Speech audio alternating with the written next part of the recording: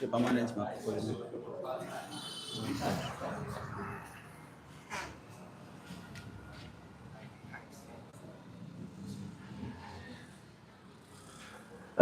Good morning, everyone. I hope we all understand English.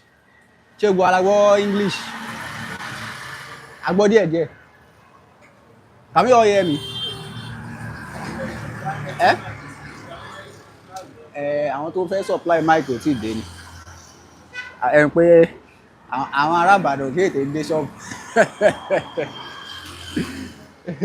But I think we can manage ourselves pending the time they will bring the microphone. So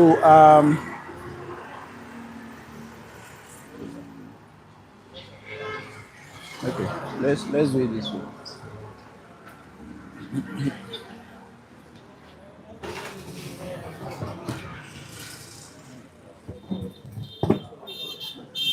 It's not showing, Abi. Can we all see it?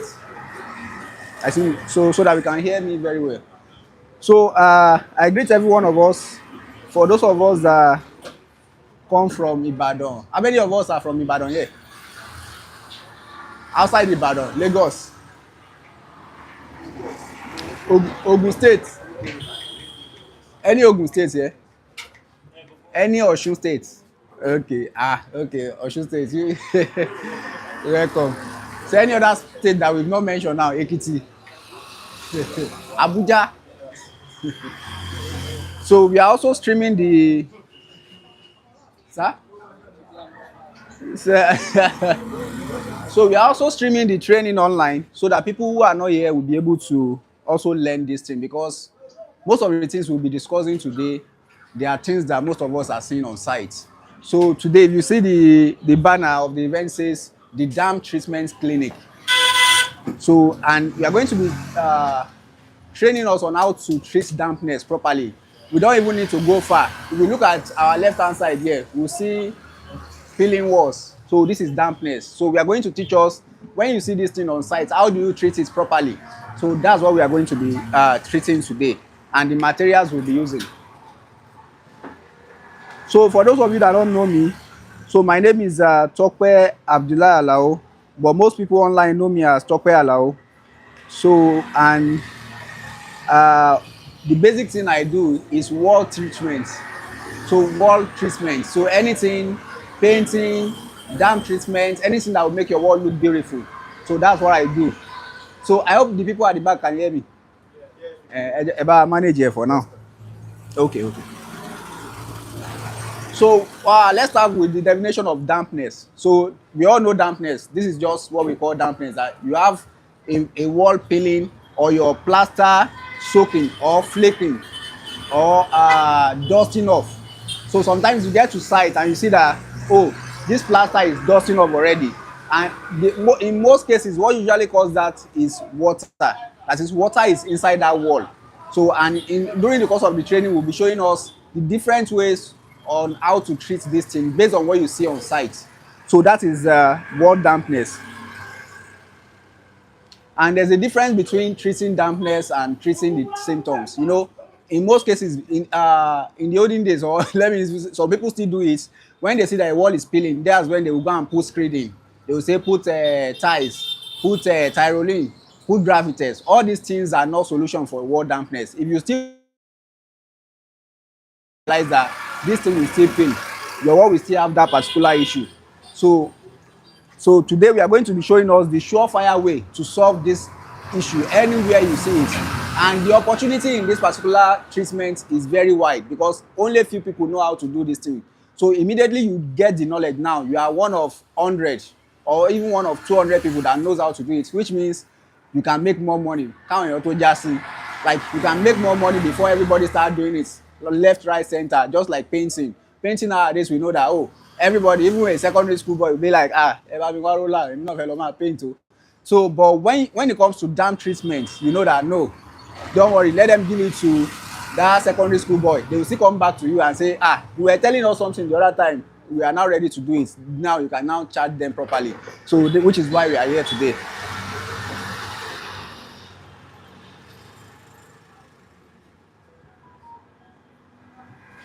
So in terms of dampness, there are three basic types of dampness. I hope you all understand what we mean by dampness now.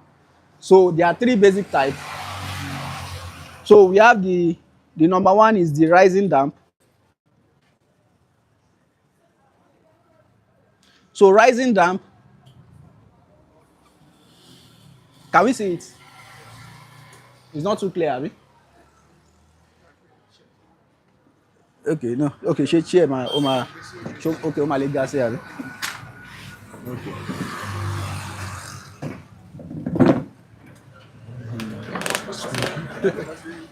Okay. Bẹ́ẹ̀ ká gbé a lè gbé paint kan.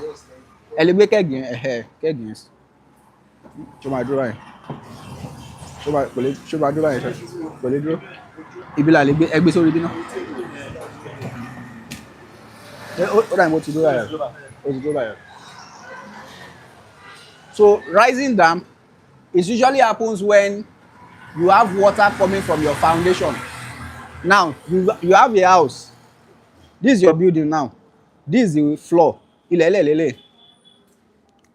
Now this is the ground, and you build your house PVC or any damp-proof material here to prevent water from moving from the floor into your wall.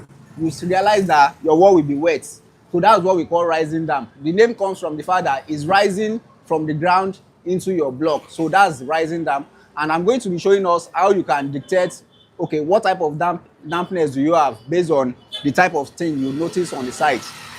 So we say, as a recap now, I say rising damp is where you have an issue where there's what you build your house on the ground, which is where everybody build their house, but because you did not put any protection here, water will rise from the ground. This is the ground, and it will enter your block. So that is rising damp. So the other type of dampness we have is penetrating damp. So penetrating damp usually occur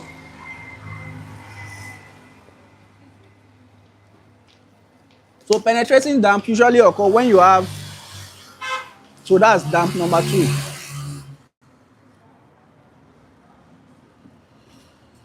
So penetrating damp usually occur when you have leakage. In some houses, you hear their pipe is leaking, or maybe their roof is leaking, or somebody upstairs, their toilet drainage is leaking, and the person downstairs is suffering from it.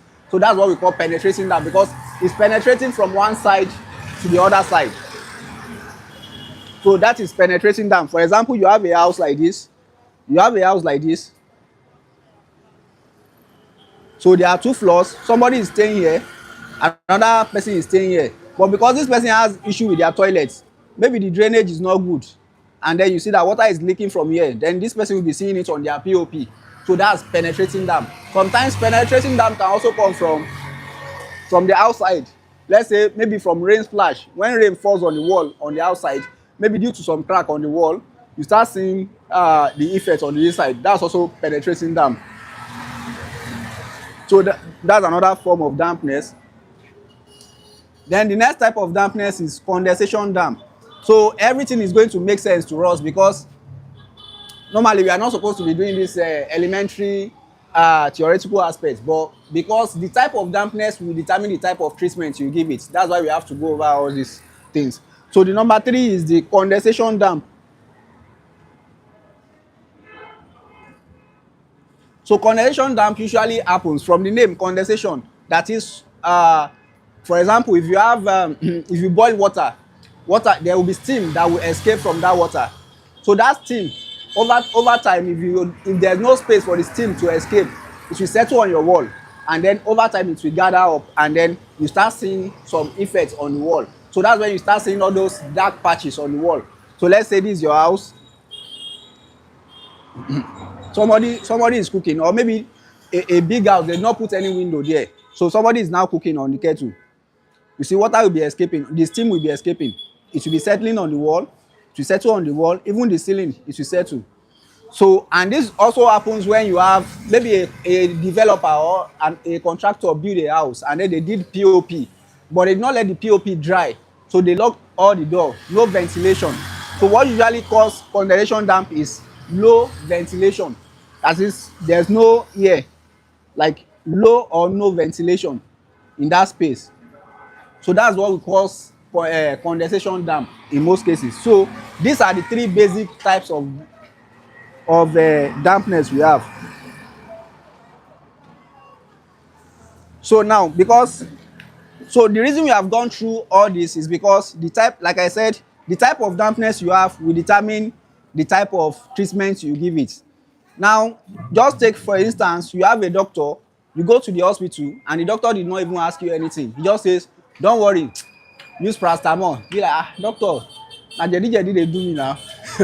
Why you wan give me paracetamol for jedi jedi thing?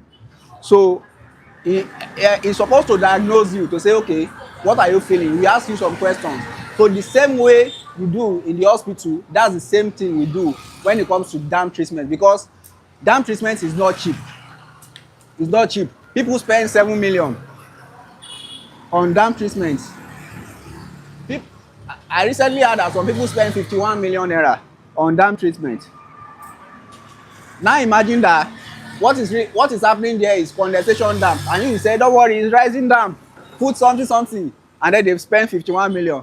You know, when the thing comes back, who will they come and carry? They say, Ogbeni, where's our money? 51 million. Somebody will run. So which is why you must diagnose dampness properly before you say you want to treat it, because it is something that's very, very expensive to treat. So that is dampness for you.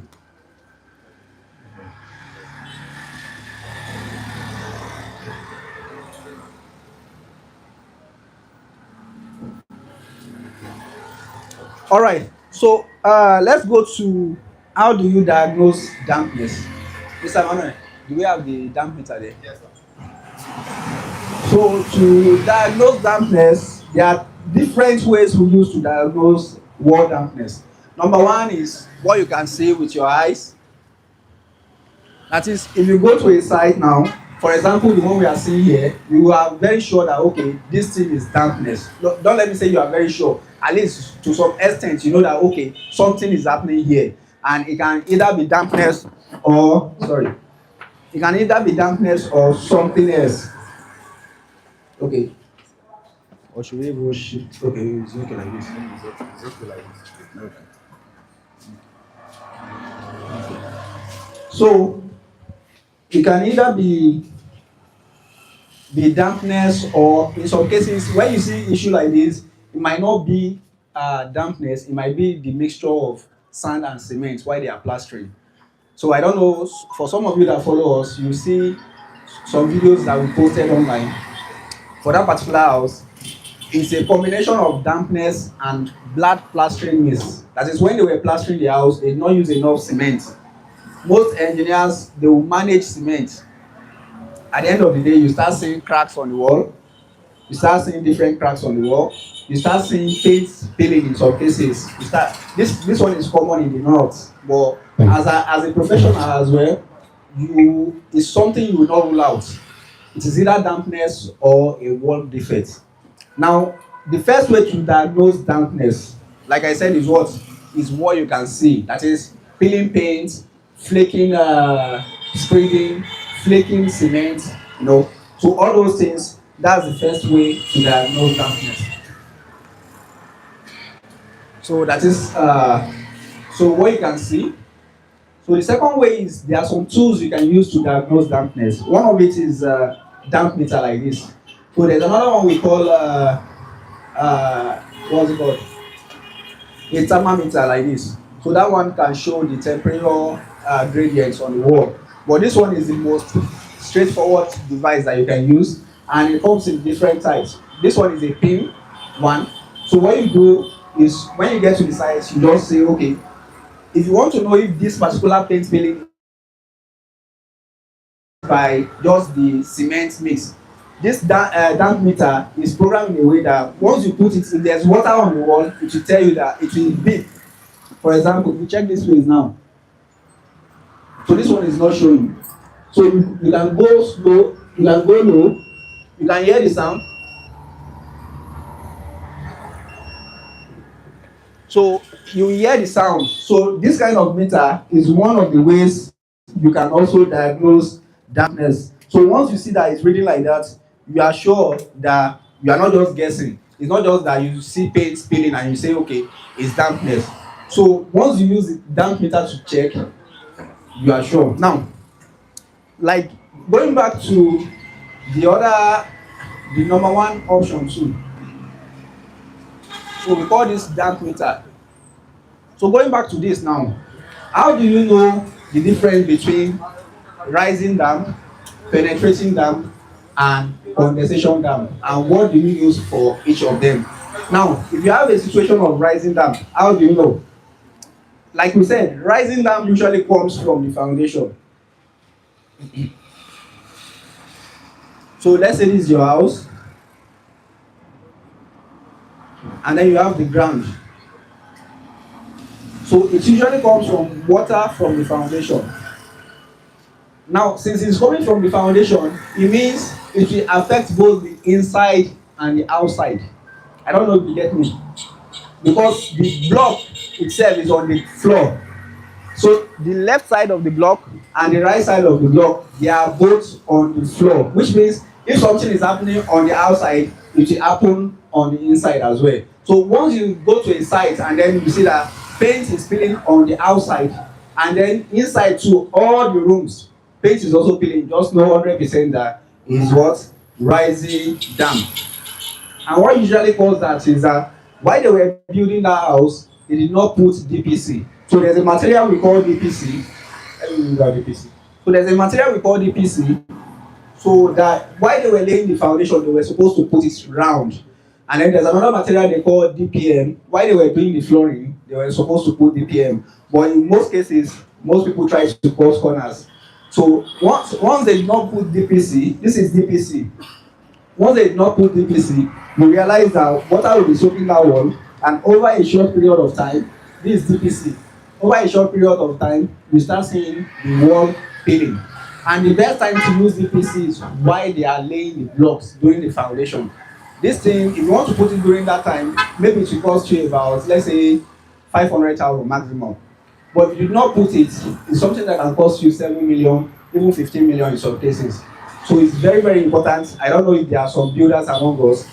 Before you construct a house for your customer, always put DPC and DPM. That will save them money, and that will make them pray for you. Because when they see that other people are having issue of paint spilling, and then their own house is not having that issue, they will start praying for you that, oh, my builder did the right thing. Now, let's say, for example, now, you get to a site. Now, because the water is coming from the floor, it means it will affect both the inside, the outside, and the inside. So when you get to a site, you see that, okay, the outside wall is spilling, then you enter again, the inside wall is spilling everywhere. You know that it is one of two options. It is rising damp, but it can be because of the fact that they did not put DPC, or the DPC has been breached. There's something we call DPC bridging. So DPC bridging, that is the DPC, like in layman's terms, DPC bridging is like the DPC has been contaminated. Let me just use that language. So DPC bridging means, now, let's say you build your house, they actually use DPC. So they use DPC. Now, when they build the house, they put DPC.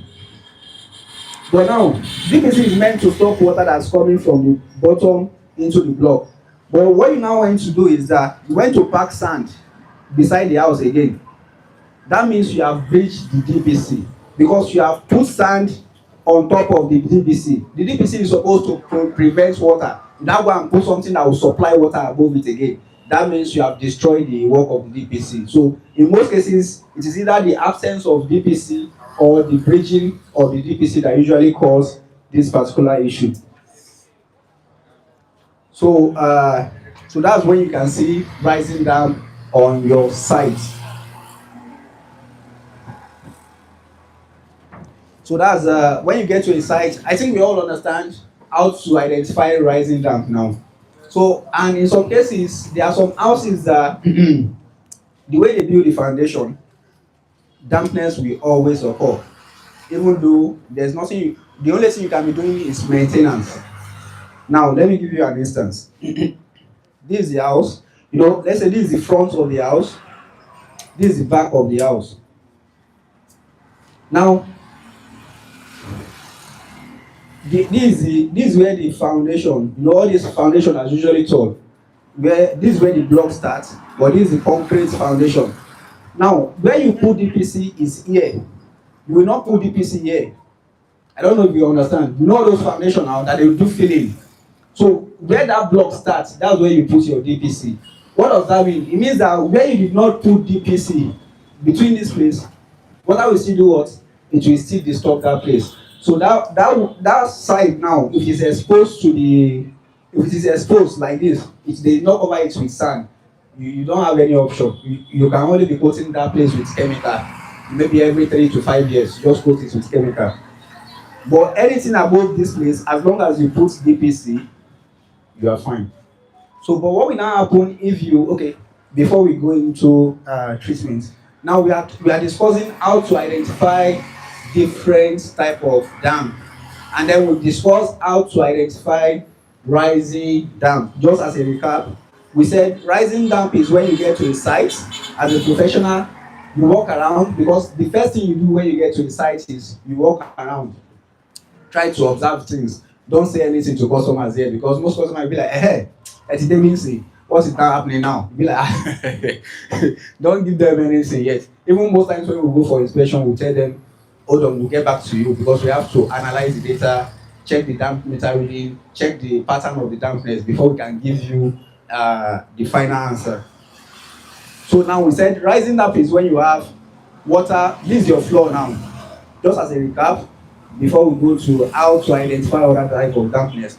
So there's soil, there's water in the floor. That's why they drill borehole inside the floor. So that water has a tendency of rising up due to capillary action. Or you go to gardening, or is something easy, is something simple. So like water will always try to rise up. So now, while they are doing construction of your house, they are supposed to put DPC here, so that any water, because this is what we call DPC. DPC, so it's a polyurethane material. So if like water cannot pass through it, that's how it's designed. So it's meant to, so this is how it looks like. So it's meant to stop any water that wants to come from your foundation now into the block. It's meant to block it and cut it off. So now, in a situation when they do not use this thing now, it means water will still enter your block, and then the paint will be peeling. So how do you now know this when you get to a site? Because no customer will tell you that this is rising dam, this is penetrating dam that's affecting my house. They will just say, "Oga, please help us find a solution to this thing." Your own is to say, okay, you walk around. So now, one of the way you know that it's rising dam is when you go outside, you see that the paint is peeling, and you go inside, you see that the paint is also peeling. It is rising damp in most cases, because the block is on the floor. So it means both inside and outside part of the block will be affected. So that's rising damp. So the other way you can also know is that it's usually at the bottom of the house, at the base of the house, and then the reading will decrease upward. What do I mean? Because your block, this is where the water is coming from. It means the concentration of water will be more on the lower side of the house than on the upper side. And when you check it, you will see that it's just about maybe 1 meter, 1.5 meter height. Like for example, from the ground now, from here to, in most cases, this side. But on all this upper side of the house, you will not see it. The house most likely is what? Rising down. And that will determine the kind of treatment you want to give it. So that's just as a recap, so that we all understand what we've been explaining. So now, how do you identify penetrating damp? Penetrating damp is kind of like the opposite of rising damp. So let's say you get to a place now, you see dampness on the upper side. In most cases, let's say the ceiling of the house. It means the water cannot be coming from the floor. It means it's coming from somewhere else. That's how we know. If we know the source of that water, that's how we know how to cut it off. So now if we see water on the ceiling now, It means something is happening above. So that one is what? Penetrating damp. Now, in some cases, you also have penetrating damp. Let's say there's a toilet here now, and there's a pipe leakage around this side. So in some cases, you see that this side now, on the room, on the side of the room, you will see paint peeling on the side of the room, but it will be localized. It will not be like rising damp that you see everywhere in all the rooms. So penetrating damp will just be in one side. It just be in one side, like you just see, what do I mean that it will just be in one side, that is you just notice paint peeling in one side. When I say it, you see it in one side, it means you just see paint peeling. And there are some signs you usually know that water is there, like we said, paint peeling is one of it. Sometimes it's just discoloration, that is you see brown stuff, brown stuff, black stuff, so you see different discoloration there. So that those are the things you notice. So if you now see the discoloration or even paint peeling or spreading peeling on the wall in one side of the room, but it's not on the other side, just know that it's what? Penetrating damp. And if you see it on the ceiling as well, and it's just on one side, usually it's usually on the bathroom side, or if there's no bathroom above, it's where something, maybe that roof is leaking already. And this is usually common for people that have hidden roof in their house. Do we all know hidden roof? Hidden roof is that flat roof that you not see the roofing sheets. It's hidden. So all these modern houses now that they are building. So so that you see the house like this. You know, there's another house that looks like this. Don't mind me that my house is looking like a village house. So this is the regular house people build in the olden days. But nowadays people build houses like this. And it's beautiful, yes, but it requires maintenance. Because the upper part of this place is what they use there normally is slab. Though they use aluminum sheets in some places, they will just use it to cover some parts, and then you have roof slab here, you have another slab here, you have the roof gutter.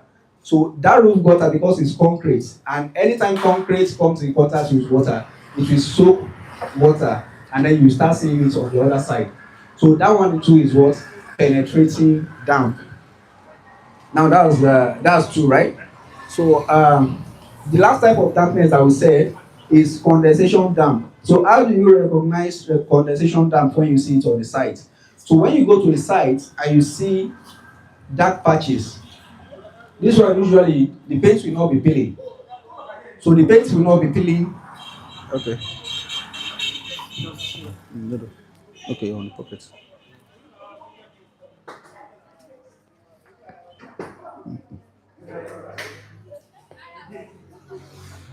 So so for condensation damp, so this is usually where you see mold on the wall. That is all this black thing on the wall, all this brown thing. And when you see it, it will be all over the wall. All over the wall, even the ceiling in most cases, you see it on the ceiling. So, and it will be, in most cases, it's usually lighter. It will not be too dark. If it is too dark, that means they've left the condition for a very long time that they did not attend to it. So condensation damp, you always see it around toilet side or kitchen side, because I told you there earlier that condensation damp is about moisture not being able to escape to the other side. So that's why you see condensation damp. And when you enter a place and you see that that place has a musty smell, that is, maybe you are coming from outside, it smells different. But when you enter that place, it's smelling different again. You know that, oh, something is happening here. So, like I said, okay, you can also use smell, smell too, to know if a place is damp as well. So that's condensation damp. Now let's go to how can you do. Okay, before we move on, do we have any question? Before we move on, before we go to how to do. Ṣé mo lè kọ́ ṣe dá demonstration pẹ̀lú wọn kan fún ọ pẹ̀lú ìtẹ̀ experience wọ later? Ìpè rising dam yẹn fẹ́ lo tissue paper pẹ̀lú omi, màá fi tissue paper sínú omi. Àwa wo level tó mi máa fi rise di tissue paper yẹn, a máa sọ pé tissue paper yẹn ló sábà sí block. Ẹ lọ prepare. Okay. Okay, somebody is telling me now that that we need to do like a demonstration so that we all understand what rising dam means.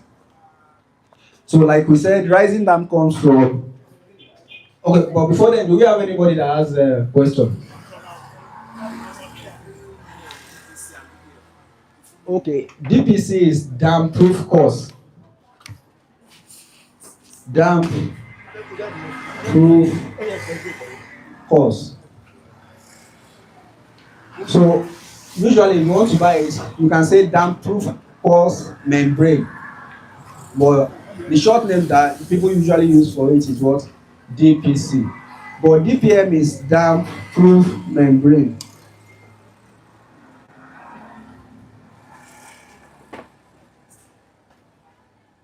So this is DPC, this is DPM.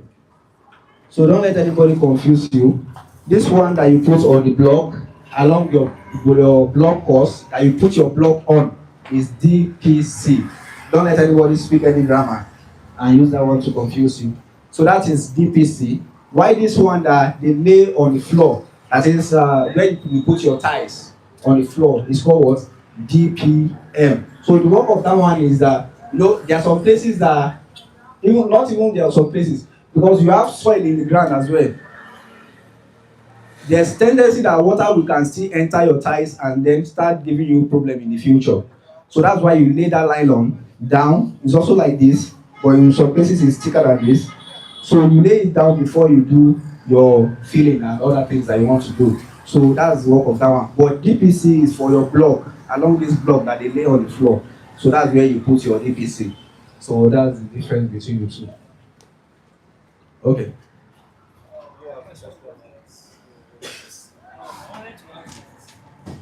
Hello. Hello.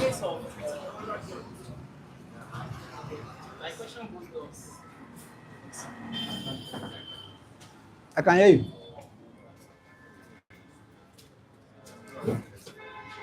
I want to ask, is it the same way you are going to apply the treatment?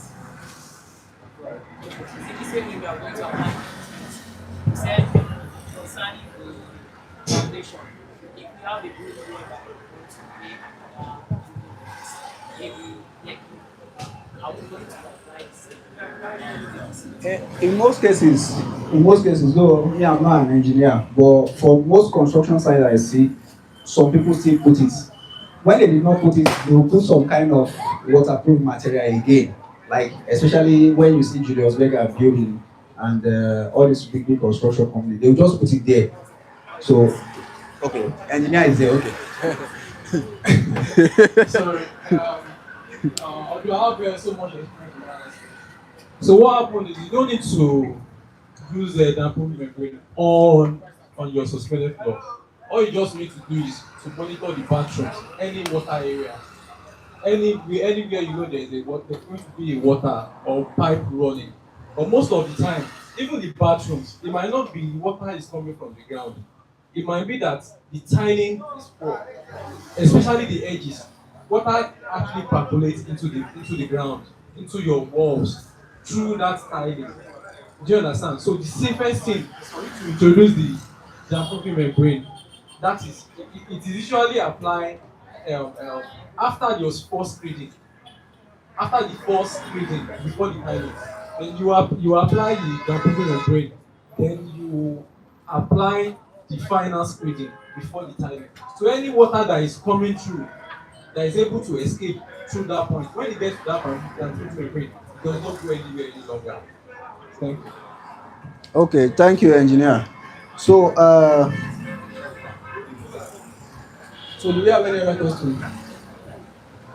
Okay, I think we can go to demonstration. So we'll show us how rising dam usually happens. Do we have any board? I welcome you all to this program. So I got down to demonstrate to you, just to stress what my other here have said earlier on, how to recognize rising dam or rising water. Let us start with this. This is the water. Let us assume that this is a ground. And when you're talking of underground water, The water comes from where? Majorly from rainfall. When there's a rainfall, heavy rainfall, after it has stopped, the water sink into the ground. Let's assume this is the water from the rain goes in into the ground this way. Actually, it's going to be mixed with sand. There's what we call percolation. The water passes through the percolation of the soil to get to the underground water, where we get our well water as well. So let's assume this tissue is the block, because the block has ability to absorb water. Once it touches the ground, definitely it has the ability.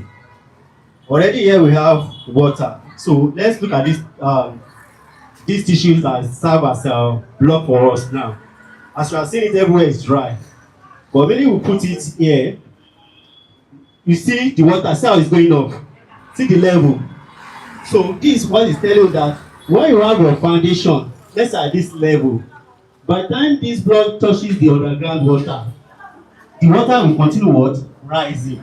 And the amount of water in the soil will determine how far this water will rise on this tissue paper. If you continue pouring water, this will continue going up. This is what simply means by rising down. Okay, and for us to correct this, based on what my guy have said, once you now put DPC on top of this plate, this block, and this DPC we have, it has a reflection texture here. So we not allow the water to what? To continue going again, to stop. By the time the water get to the base of this DPC, it will be reflected back. It will block it from what? Continue going. Hope you are with me, sir. So when you now stop it like that, then you have solved the issue of dampness rising water. But based on what my guy have said, at bridge of DPC, once we have blocked this, I will now put a sand beside the building again. We have introduced another water again, because that water has ability to absorb water. Once it absorbs water, it will affect the side of the wall, which is going to lead to what you know as penetration. So that will also still have Side seams, because we want you to see the practical. It's not about I'm gonna soften one.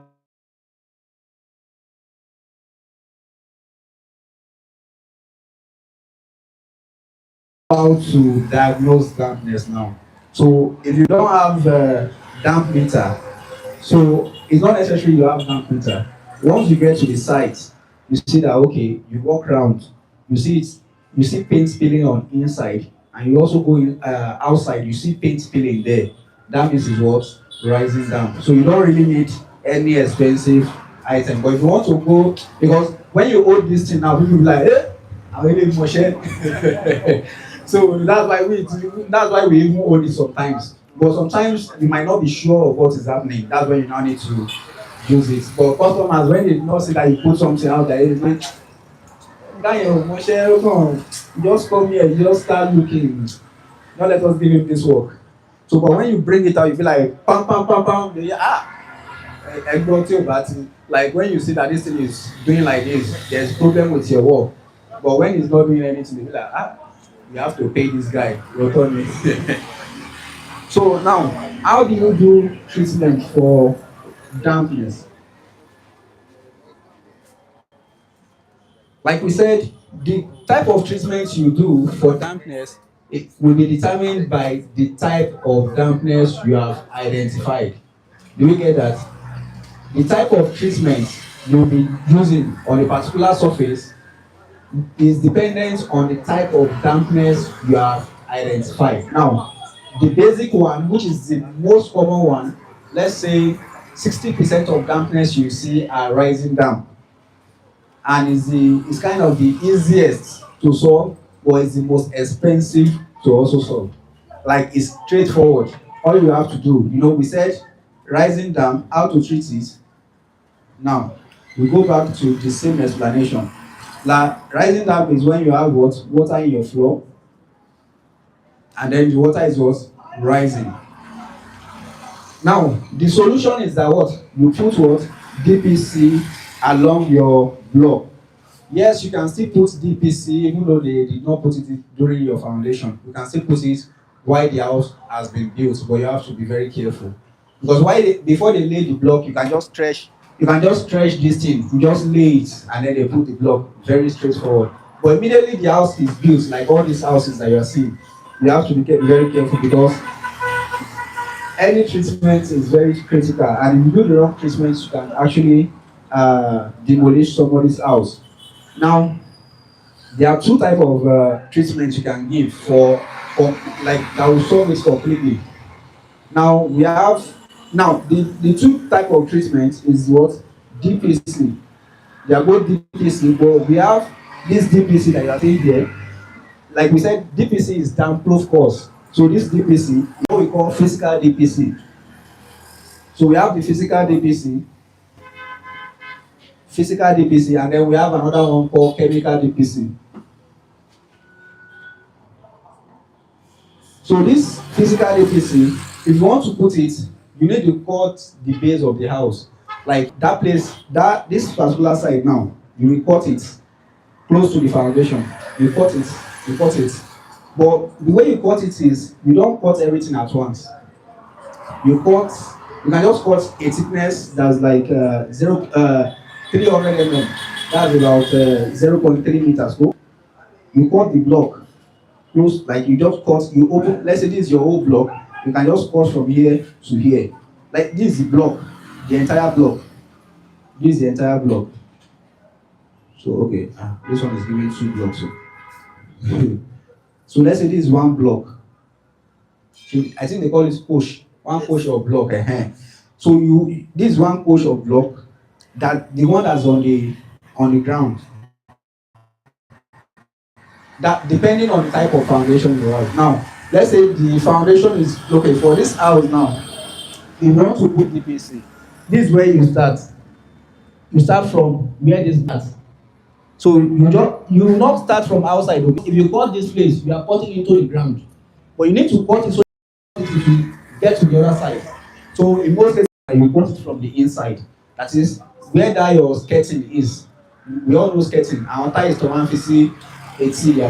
So that skirting level, you can just shift it up a bit, or you put it at that skirting level. So that's where you cut it. And when you are cutting, you can just cut about 0.3 meters. That is, just cut it so that you'll be able to insert that DPC. See, space the DPC there is okay. So you cut it. So now, let's say you want to cut this place now. Can we all see this place? You will not cut everything at once. Yeah, that means you are doing a demolition work. That means we have to call you. You are another Julius beggar. I'm just using this side as example because we are supposed to be doing it on the lower part of the house. But let's say this is the lower part of the house now. You want to cut it. Let's say this is okay. This is the thickness you want to cut.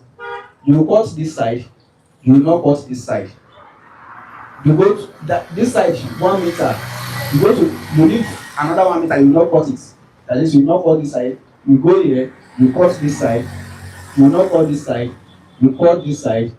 You will not cut this side. That's how you do it around the house. But it's when I say you cut it, you cut the block. We have a cutting machine that we use, or you can even use chisel and hammer. But that cutting machine will make it neat. So you cut one, you leave one. You cut one, you leave one. So this method is what we call the hit and miss method.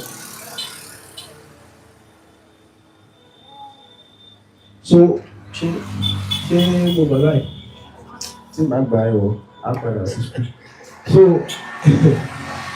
so this method is what we call they call it retrofit method.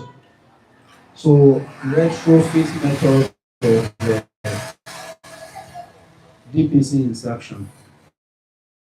Spacing it, that's why they call it hit and miss. You hit here, you hit here, you hit here, you miss here. So when you now cut it now, you have a gave block here, see the other side, right?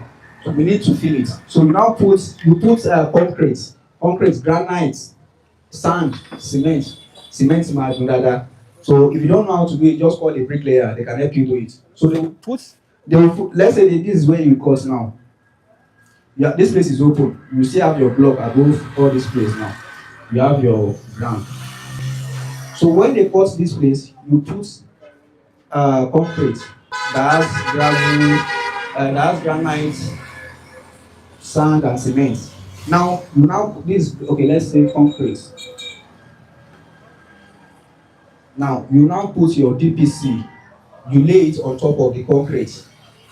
So this is your DPC. I don't know if you are getting me. So after that, we still have some holes here. You will continue and that block. You now pour another concrete on it to fill it up. So you wait for it to dry. You do it for all these places you cut.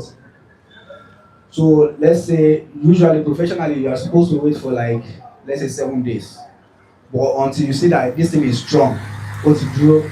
Now the reason we are doing it like that is because if you cut everything, you are going to demolish the house. But because you still leave some places and you did not cut them, it means those places you leave will still carry the weight of the house. And let me sound this, it's not everywhere you cut, oh. You not cut pillars. There are some walls that are also critical that you not cut too. But generally, if you use this hit and miss method, you will be fine. And then the distance of the wall you cut is 1 meter. But if you can make it 0.8 meter, it's also okay. So that's the retrofit DPC insertion. So once you do that, you have already filled up that place. Then you now cut the places you did not cut earlier. Chagete. So I'm bit affiliates. All these places that we left now, we'll now start cutting them again. So that means this place, you have already sealed this place up. You have sealed this place up. You have sealed this place up. That means all these places now will now start what? Cutting them. So that means we have covered the entire length of the house. Now you see this DPC, it comes in a row. So that means you'll be cutting it again in 1 meter. So but if you have a hole that is 1 meter, you cut it 1.2 or 1.3. Like you cut the DPC, you fire a relay so that woman 18B, like you leave space so that if you have extra here, extra on the other side. So that when you cut the other side, it will overlap. You get, because if you leave any space, water can still follow those spaces. So that's the retrofit method. So the other way you can also solve rising dam is using chemical DPC. So for chemical DPC,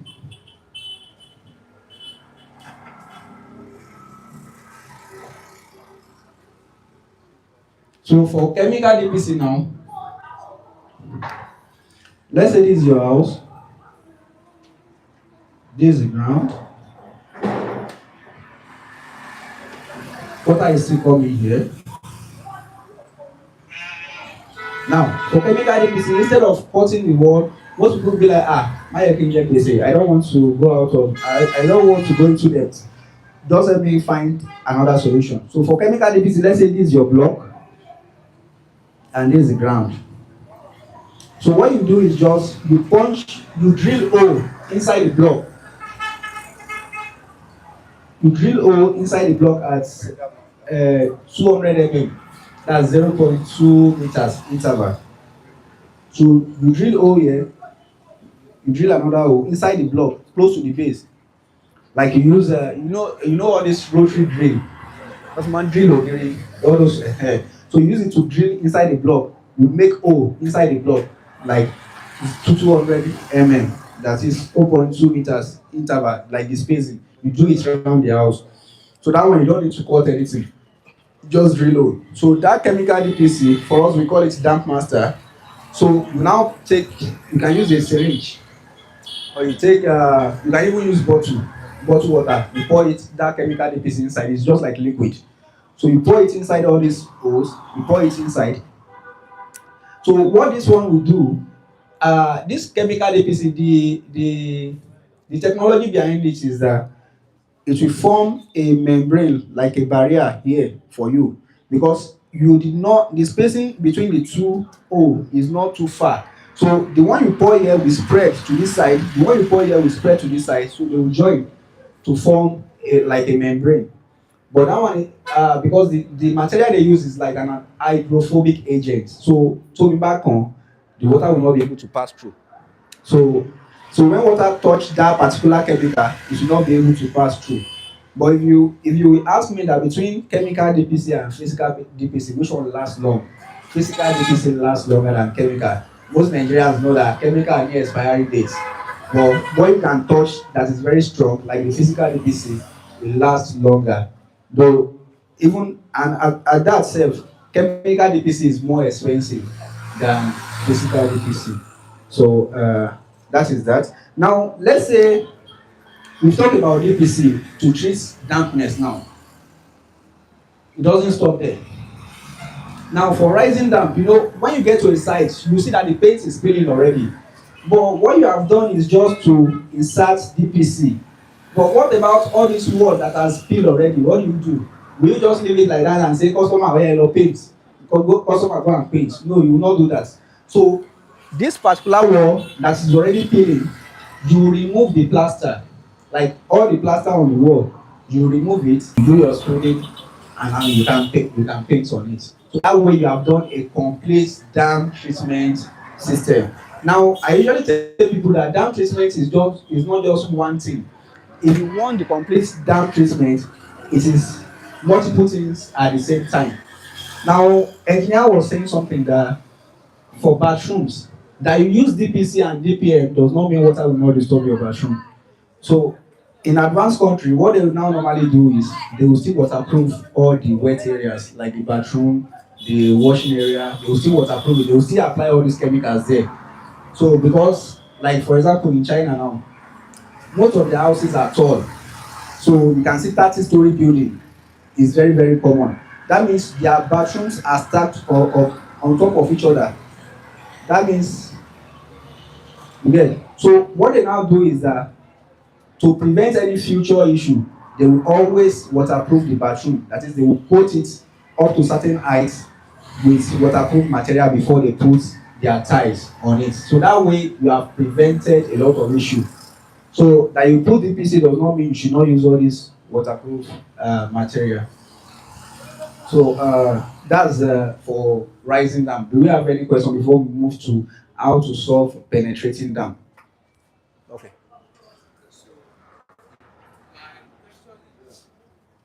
My question is, That is where you use the chemical, the DPC chemical. When you punch the hole, have you punched the other side? So that side now, I would say yes, you can punch it to the other side. But in some cases, like the experience we had now, the other side was another person's compound. So we did not punch it. We just left it. We just left some part. But you can also punch it to the other side. So any other question? Okay. So let's move on to treatment of penetrating damp. Like we said, penetrating damp, you see, anything about dampness is about looking for the source of the water and then cutting it off.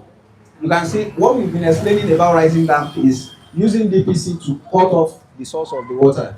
So, and that is the basic principle of solving all this dampness. So now for penetrating damp, we earlier said that penetrating damp comes from, let's say, somebody is staying above you now, their bathroom is leaking, their bathroom drainage is leaking and then it's causing problem here. So who can tell me the solution? Like somebody is above your house now, like the apartment above you, they have drainage issue in their bathroom and then it's affecting your own ceiling. So what is the solution? The solution is just to do the drainage and then fix your own upper side of the house. Most of us did not get that. So I said penetrating damp, how to solve, like treatment for penetrating damp now.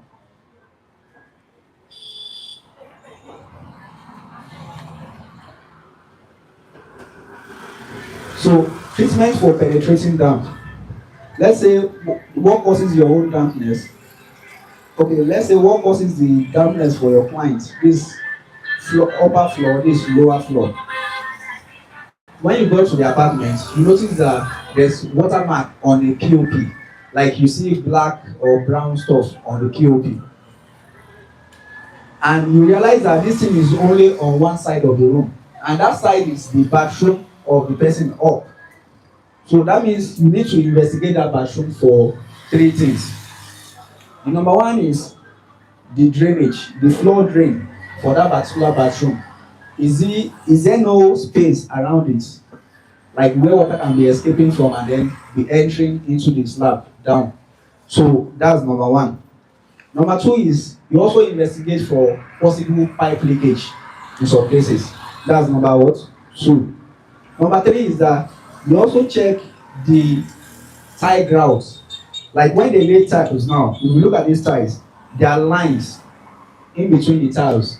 So that place, because it's not made of the same tile material, water can still penetrate through that place and then it will affect your place. So these three things, once you see that, let them check the three things. One of which will be the problem of that particular place. So once you see that, okay, maybe it's a drainage issue, you fix the drainage. But what will now happen to the person downstairs that already has discoloration on their ceiling? What you need to do is we have a product we call mold defense, because in most cases when you see that discoloration, in most cases there's a high likelihood of mold growth on that place. So when you get to a place, so when that's mold defense on the banner there.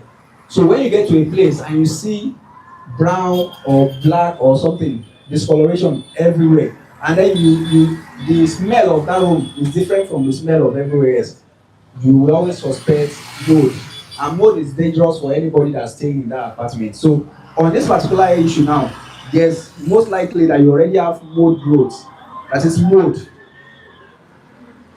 you already have mold growth on that ceiling, and because you're a professional, you don't just want to paint over it and then your customer will still be having health issue.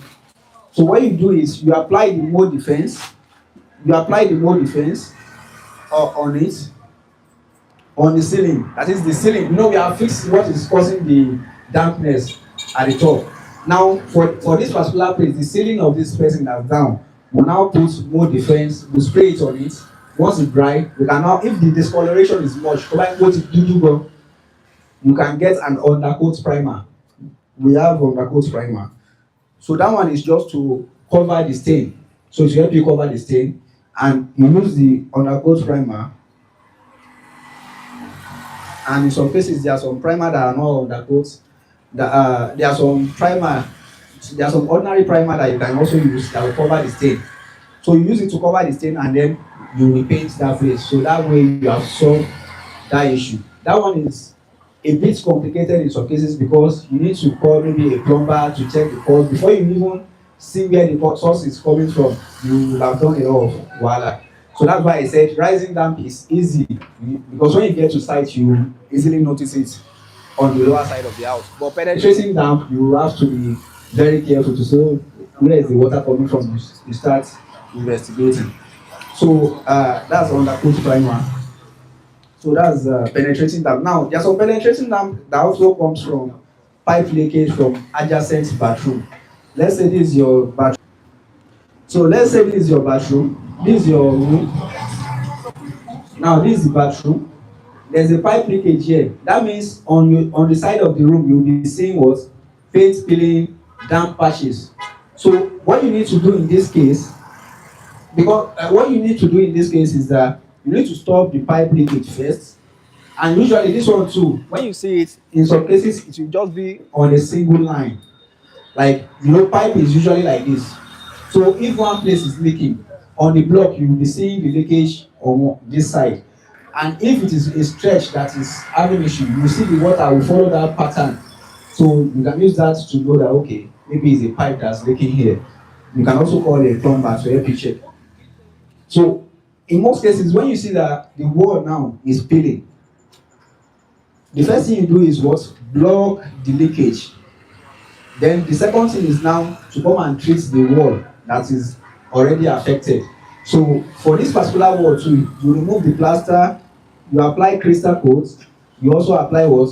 Postal 2K on the wall, then you replaster back.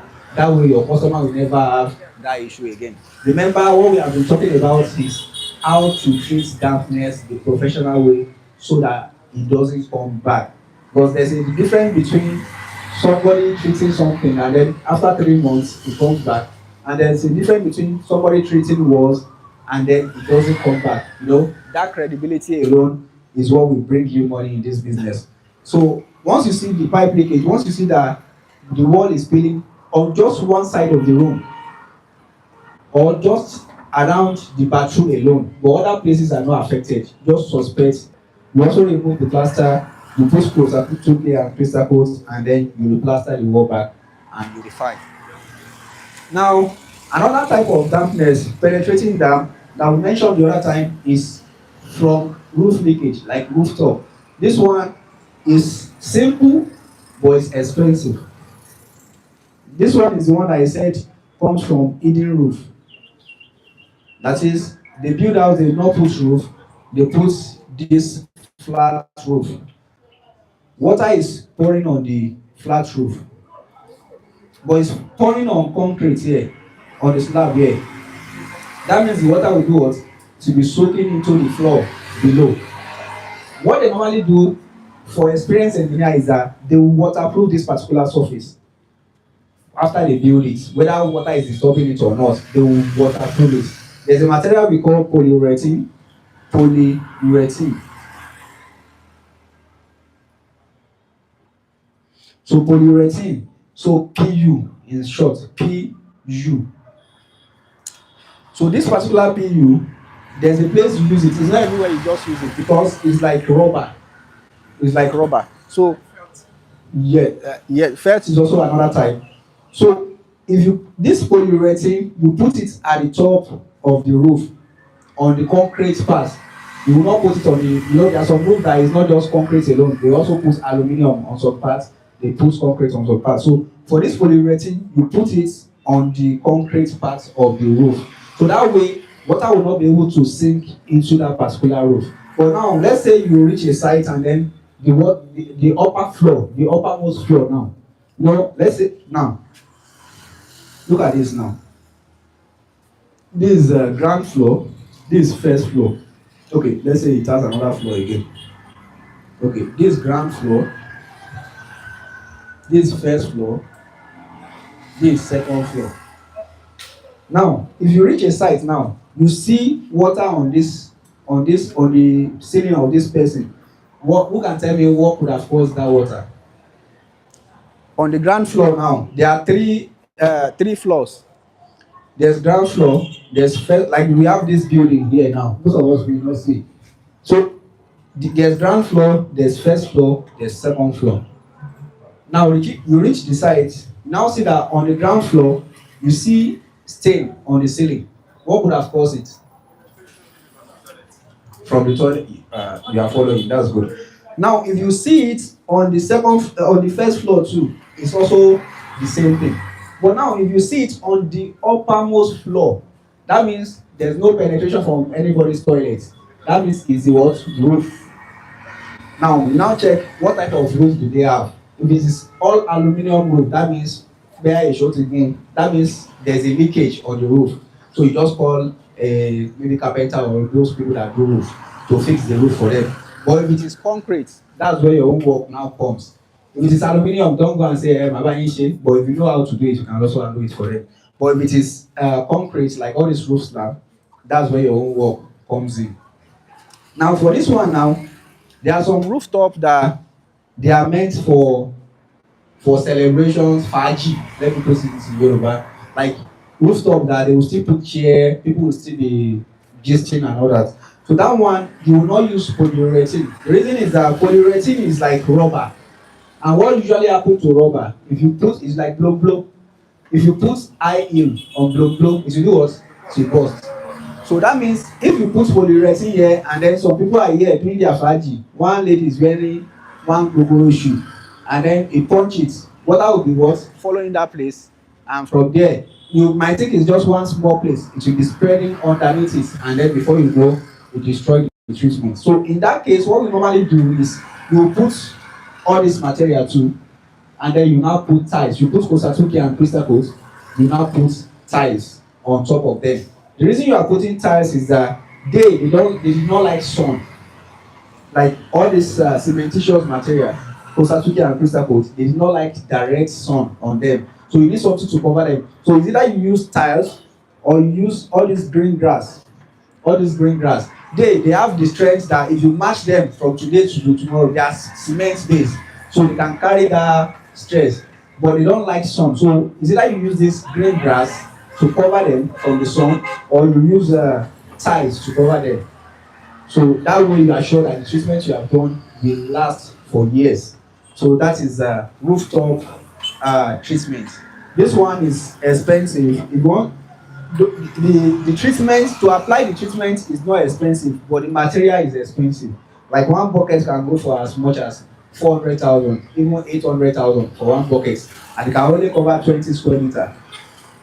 So if you have a big house, so be ready to spend. And these materials, they are chemicals. They have expiry dates. That's why I said anybody that builds hidden roof is a rich person. So because you need to be maintaining it, maintaining it, maintaining it. So there's another material they also use. If that place is also a place people don't usually frequent like that. So there's a material they call felt. So felt is like rug, but made of polyurethane material too. But it's very thick. So what they do is that you'll have seen the video online where they put fire, they'll be putting it on that black thing. So that's what they call felt. So that one you use it. What they are using that fire to do is to make sure that place is softened.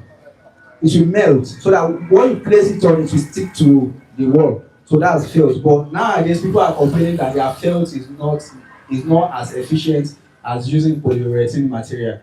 And like there are also different type of polyurethane material too. But in Nigeria, anyone you see just go for it. But we also have polyurethane material that we sell. But that one is not. So, do we have any question before we move to how to solve conversation down? Okay. I'm Chizo. So my first question, something like this that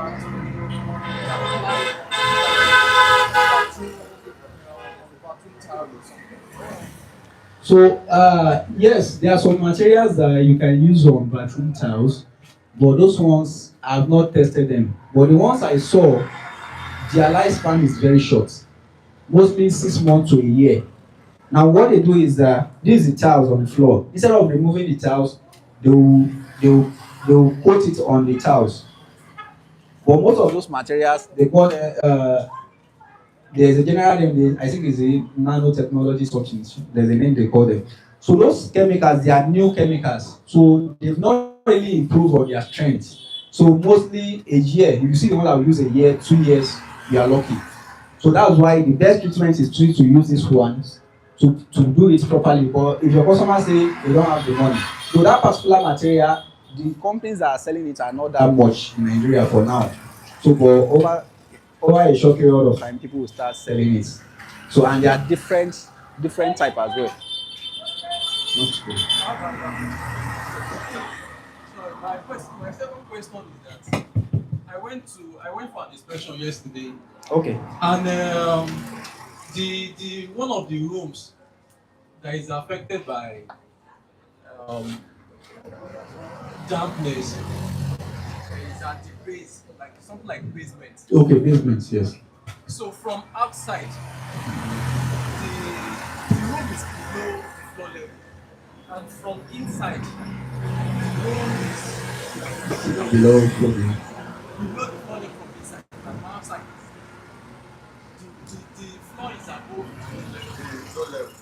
Yes. So now there is an affected wall from inside. So how do we treat such case? Okay, let me try to see if I get the question. Like you see something like this. This is the floor. This is the room. Yes, yes. This is the floor. Then this is the room. This is the room. Now, for this particular case, Evango Kò sí permanent solution. So, like, if you are hearing that there's no permanent solution, this is what they call there's no permanent solution. Remember that we said there's something we call DPC bridging. So, DPC bridging, it means you have bypassed your DPC. And anywhere you see soil, soil will be supplying water to your wall. And anywhere soil is supplying water to your wall, the place will keep filling. This is common for retaining walls as well. So the solution, what we normally do, there's a material we call bitumen. So if you have the opportunity, you can just remove this side of the floor and coat this place with what? Bitumen. The reason you are using bitumen is because bitumen material, some people use felt here too, but as we, like we said, felt is not, like, based on people's experience, it's not as strong as all this material. Bitumen has the capacity to withstand hydrostatic pressure, like this pressure from the soil. It has the ability. So all this other material might not last there. Though if you use Kosatuki and crystal coat, they might still give you some results. But for this side that is facing the soil, you use bitumen. But for this side that is inside the room, you use what? Kosatuki and crystal coat. So, and because you are using chemical, over, let's say, 3, 4, 5 years, you have to come back and do the same thing again. So the best thing, I made a video, I said, it's only rich people that do, is it 3 things or 2 things, or 3 things. I said, if you are not rich, don't do hidden roof. If you are not rich, don't put your storage on the top of your building. If you are not rich, don't build underground house. Unless, because every 3 years, you just be carrying money, give Mr. Tope, car. I just be giving you money to build house and buy car. So that is also a type of penetrating dam. So now, is there any other question before we move to the, like, how to solve condensation dam? I have a question. Okay.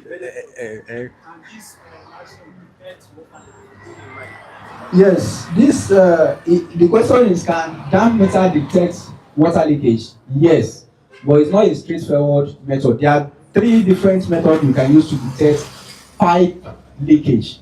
One of it is dam meter, and the way you know is by using your own discretion as well. Now, dam meter will tell you there's water here. Now, if you check the water and it's not everywhere, and then you check a certain place, the house owner, or maybe you even see a pipe on the other side, you know that, okay, maybe it's the pipe that you are seeing there that passed through this place.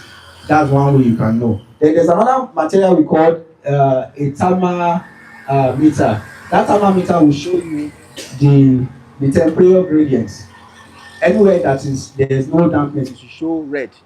Anywhere there's dampness, it will show blue or black, depending on the configuration. So that one too, you can use it. There's another one they call acoustic material. That one it uses sound.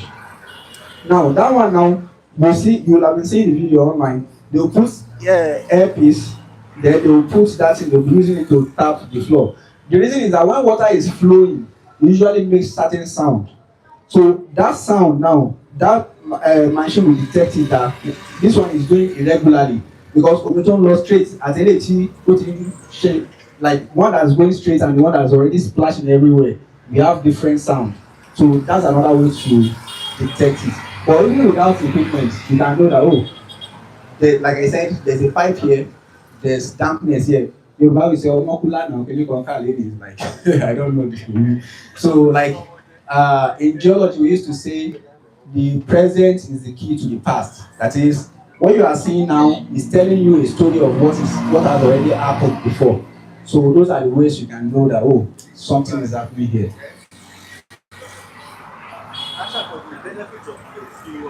Okay.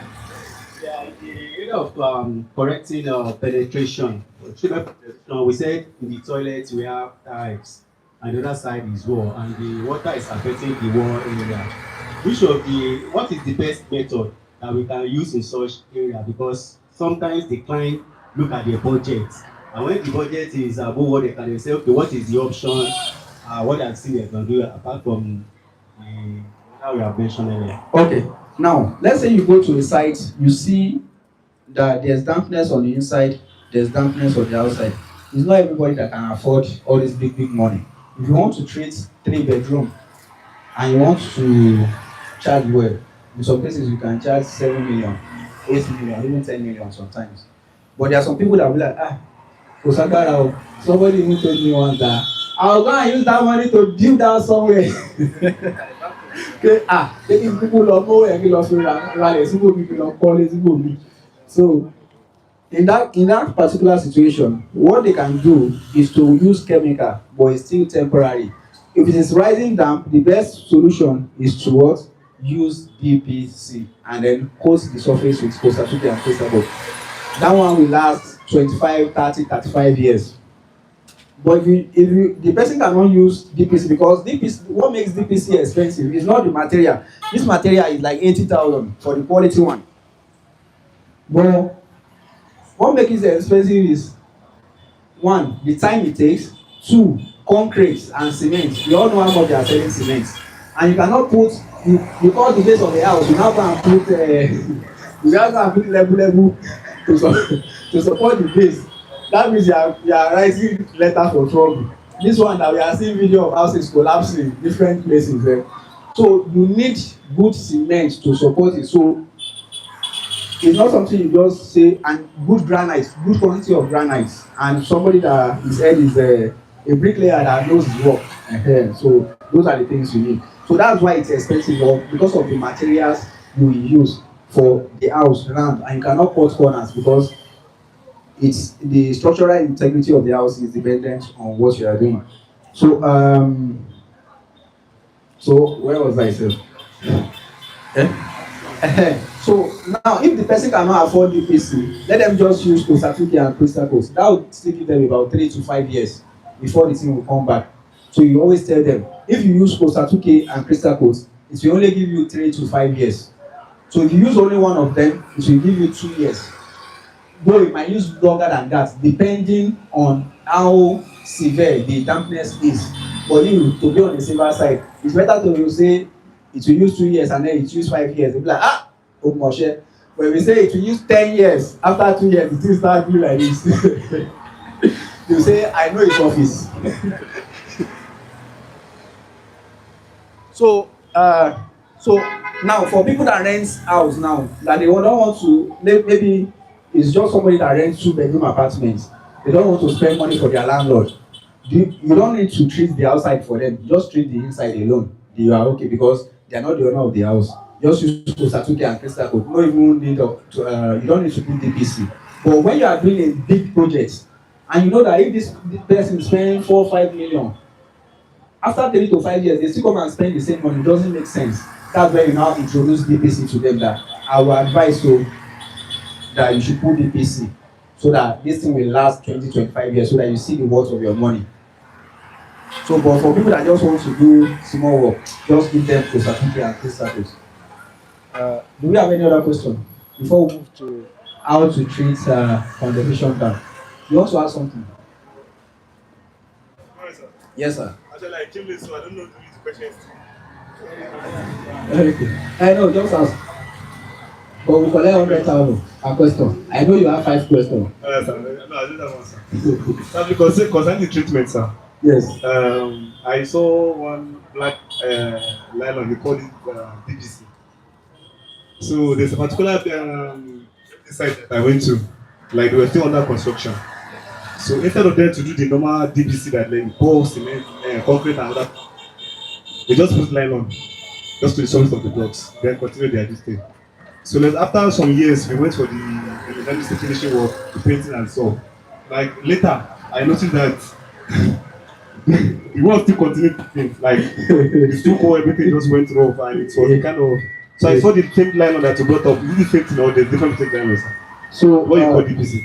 Yeah. So this is what we call DPC. So this is DPC. This is how it usually comes. So it's different from DPM. There's DPM, there's DPC. This DPC, it also has different quality. There are some people that will go and buy. There's a name they used to call this liner. Ice water liner. You know, okay. You go and buy water nylon, they say it's DPC because you see all this ordinary nylon, if you put block on them ordinarily itself, it will tear it. But this one now, even though you step on it sef, you drive trailer on this thing, nothing will happen to it. So if you use substandard material, it can also cause that issue. Or if you did not do it properly as well. So like most people, I've also seen the house like that. Currently, the house is looking fine, but I know later on it will still have that issue. So, but the best thing is to put DPC along the block. Then for the floor, you use DPM, that white nylon. That one is DPM. So you use the two so that your mind go dey perfect. So that's it. They only installed DPM. There was no DPs. Yes, so if you install DPM and you do not put DPC, you can still have water issue because what you have only solved for DPM is water from your floor, but your block also needs protection. So that's why you also put DPC on your block. So you use the two together so that you have a 100%. Like I said, dampness is not just one thing. Dampness is a system. DPC, DPM, the right foundation, waterproofing your bathroom and toilet. Because when you now calculate all these things, it might look expensive. But if you not do it, you come back and then you start giving Mr. Tope money. But I like you. You are my best friend. So do we have any other question? So we still go to practical session. I want us to conclude everything by one, so that for those of us that come from Lagos and other places, we can be on our way.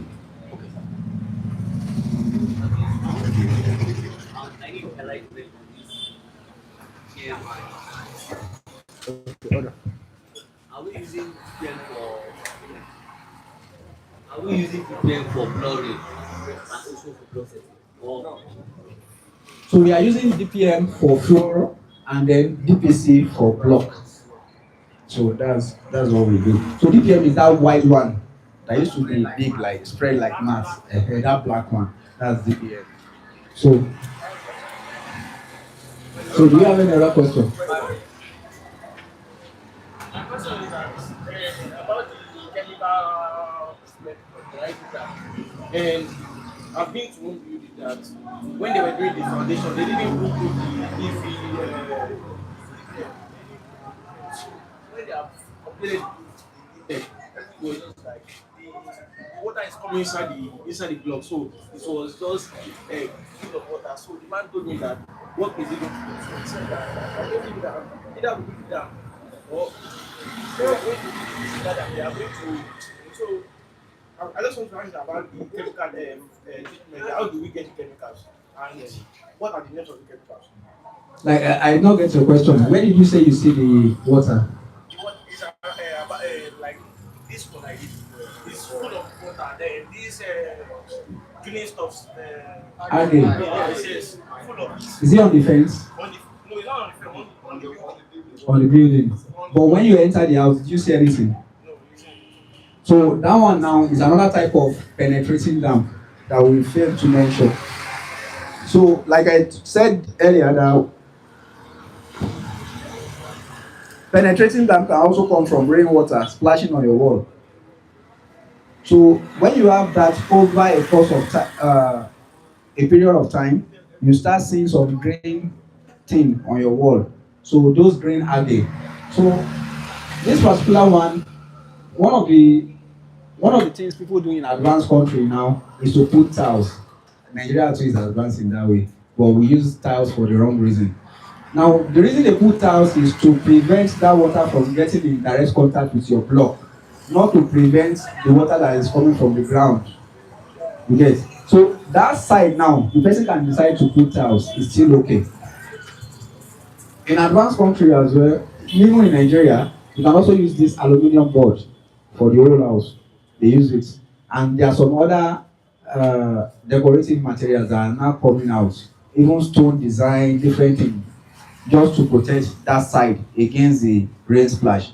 Then there's another material, there are some hydrophobic agents that are also coming out. We are testing some right now. We will soon bring out our own product as well. So this one's now, when you finish painting, all those sides that you are afraid that water can disturb, you now paint that material on it. So it will not make water to soak inside the wall. It will be repelling the water. So it's transparent, so it will not change the color of your paint, but it will still make your wall look beautiful. But the problem, like I said, is they do not last long, let's say 6 months to a year. But as technology progresses, we might be getting the ones that are much more stronger. So for that one now, so you can use, like I've given the solution already. So, but if you are going to, let's say you want to repaint that place now, there's something they call biocider wash. Biocider wash. So that one you use it to wash the algae off. Then before you now repaint. So biocider wash. So it's a, if you go to some paint company, biocider wash. Biocider wash. Like wash, you wash something. So you use it to wash it like you are washing car. You wash the algae away. It will kill all the algae, and then you can repaint that place. So after repaint, you can now put all the hydrophobic agents or even put tiles. Because if you put anything on that wall, the wall is still going to have issue. So those are the things you can do. Any other question? Let's move on to any other question. Let's move on to condensation dam. So condensation dam, like we said, is when you have little ventilation. For example, if you go to a place and you see that there's dampness everywhere, like there's, when I say dampness, there's stain. This one usually occur in form of stain, like black stain or white stain, and then or brown stain, and then you see it everywhere, and it's usually common in your bathroom or your kitchen area, and it's because the moisture in the atmosphere is not able to escape for fresh air to come inside. So that's where you see mold on your wall, mold on the wall. So if you have this, if you go to a client's apartment and you see this, all this black stain on the wall, you check where it. Number one, you check the area it is. Is it in the bathroom? This is the bathroom. The first thing you check is the window big enough, and do they normally open the window down, or do they normally close it and then they forget it? So if you notice that it is the window that is the problem, so we just advise them always open your window. So then you can get the mold defense to kill, or you spray the place, and then if it is not too much, you repaint. If it is too much, you can use undercoat to cover the stain, and then you repaint. So that is condensation dam. Now, if you notice it in a house, and this is usually common for underground basements, like all this underground building, because the ventilation is not much. Usually in those places, there's no place you can put window. So what you do, there's something we call dehumidifier.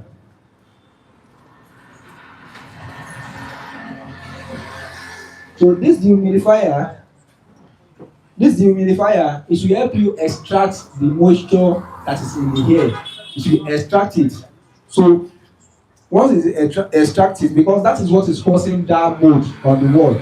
So it will extract it, so we won't have that issue on the wall again. But this one is costly, because you have to, most of them use electricity, so it means you have to plug it down. And depending on how wide the space, there are different sizes. But for a small room, 20 liters is enough. It's not a bucket like this, so it's like do we all know all this water dispenser? Like if you go to bank, all those water dispenser, that machine itself, that's how it will now convert that moisture into water. So that means you have to be removing the water every day and discard it. So depending on the liter of the water you can carry, that's how they know the size. So I think there's 5 liter, there's 15 liter, there's 20 liter, and above. So, but it's use electricity. Now the other solution you can also do is to use an exhaust fan, especially also start seeing, telling you that it's darkness. We don't know where also start seeing the mold on the wall. Anywhere, in short, anywhere you have water and then you do not have enough ventilation, you will see mold will appear and come and visit you. So that's how to solve condensation dam. So condensation dam, you use mold defense to kill all the mold, you use primer, and then you repaint. But you need to find what is causing it, unless that thing is going to come back. So if it is poor ventilation, try to create more ventilation. Like for example, we are currently doing a project and we have that issue. What is really causing that issue is that the house is inside is in the basement, and the wall behind it is like this wall now that has sand on this side, but it's underground. So this particular wall is always wet. And guess what? Again, they now put only one door here, no window. That means the water that's from here is soaking this block, and there's nothing preventing the water from coming out or doing anything. So the water will just come into the atmosphere like that. It will not be able to escape from any window. It will now settle on all the windows and on all the walls and the POP. So what we now recommended for this customer is first, this particular wall that has sand, we now put Osatuke because that's the best thing we can do. There's nothing, we cannot say we want to dip to the other side. So we now put Osatuke on this side and crystal coat. Then this place we apply mold defense on the POP that's having mold issue and all the walls that has mold issue. Then we repaint, then we recommend the humidifier for that customer because they cannot, there's nowhere they want to put window again. So, and the person can afford it because they always have electricity, you know. So that's what we do. So what we just need to be careful of is to recommend the right capacity of the humidifier. Because if you recommend something that's small, it's not be able to suck out all the air that is supposed to suck out. So that is the conversation done. So let's have questions at this point before we move on to practical. I have two questions. Okay. So my first question is that is there any paint that could actually stop agar or defense against penetration? Damn. So generally, there's no paints that solve dampness. Though there are some paints that they will tell you it's weather resistance. But weather resistance that they mean is against normal rain. Maybe there are some. Like, it's just like saying low quality, high quality. You can't have bojoji color. But when it comes to dampness, if you do not treat the root cause of dampness, even though go and buy paint 1 trillion naira, you still come back and meet me. That was ready by to do the right thing. So there's no paint. Don't let anybody deceive you whether it's it's from Germany. Okay, just say okay, sir. They are coming back. The one question. And one of the sites I visited, the wall is already having the whole wall. The whole wall is already having on it. So during the inspection, I noticed that instead of having a coping on the wall, they have this POP design that's cast on it. So water on the wall is flowing directly onto the surface. Okay, that's number one on one side. Then on the other side, into another person's compound, is a locked area. So on the other side, the wall is not plastered. But on his own side, he has already plastered the same thing. But all of those walls have this idea and it's very, very wet. Is there any solution to something like that? Like you have said Now, the solution might be to replace the coping with proper material and also use biocidal wash to wash off all the existing algae, and then you use a primer and then you repaint. Then you also monitor it for some time because there are some solutions you give that you need to monitor it as well. Like it's just like a doctor, they will tell you take paracetamol for 3 days.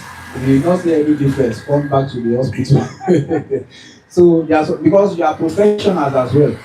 So anything you give, like any recommendation you give, if you are not too sure, just give the person paracetamol, let them test it. But if it doesn't work, now you go into full-scale treatment.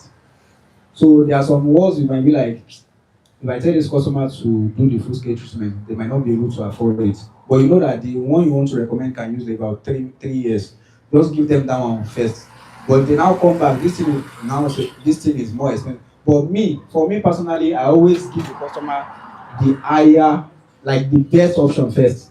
Because customers will tell you that, when you know that one, why did you not tell me? If you had told me, I would have done that one. So there are a lot of things you'll be seeing on sites with customers that is normal thing. So customer will be like, I thought you were a professional. Why did you not advise me? But you might be like, if I tell them, they'll say the money is too much. No, don't think about that. Tell them this is the best treatment. I cannot afford it. Okay, let's see what we can do. This thing we are going to do, it will not, the first one we want to use, we use 25 years old, but this one, it will only use 5 years old. We'll be like, okay, let's do it. So you know you have already given them the terms and conditions. So do we have another question? Mr. Amane, let's prepare that side for practical. Yeah. So do we have any other? Okay. My friend, I want to give me 500K. So please, still on the DPC. The one that you showed me now. Yeah, this one that you showed now. And the one that that big layer on side, like the basket and other stuff on this one. And this one, which one is the okay, who did it together? I don't know that one. Like the one they put that, is it the bigger No, one? DPC, that big layer, like Okay, the one that's common in the market. That white one. no, not like one. To me, if I hear DDC from the local language, I understand from DDC, like concrete. You mean German floor? German floor, they call it that. Okay, something like that. So that's what I think they call DDC. No. So this is DPC. Even though you do that flooring, you still put DPC before you lay your block. So if I want to put this one, I really put on the floor. It should be on your German floor. You get. You now put your block on it. You get. It should start from that floor. You now put your block on it, round like that. So do we have? So sometimes some people also use bitumen. Some people also coat the surface with bitumen, but that one is wasting of money because bitumen is a chemical and it has expiry date. So it's better instead of spending that money, just buy your DPC JJ and then do the right thing. So bitumen is also okay, but it's not as good as DPC. So do we have any other? So just to add to what Mr. Tope have said, The best way when you're talking of construction of nowadays, the best thing to do, either you do raft foundation, German foundation, any foundation that like you do, the best thing now to do is to apply your DPC and DPN. As long as it is a decking on top of the roof and it's not being covered and water can still penetrate, the same material being used at the decking, it's almost the same material used at the base. So for water to be able to travel from there also, it's also emerge, you have also zip out from the ground floor. So the best thing to do is to use both DPC and DPN initially from the foundation so that to protect that occurrence of these amplets we are talking about today. Although technology is advancing every day, because you cannot compare the kind of house that built 20, 30, 40 years ago with house they are building now. Most of when you come to a waterlogged area in Lagos, we see clearly all these things we are discussing. It's practical something. It's something we have seen. And what we are saying is tested and trusted. It's not something of big, and once you do it, you get the result. Thank you.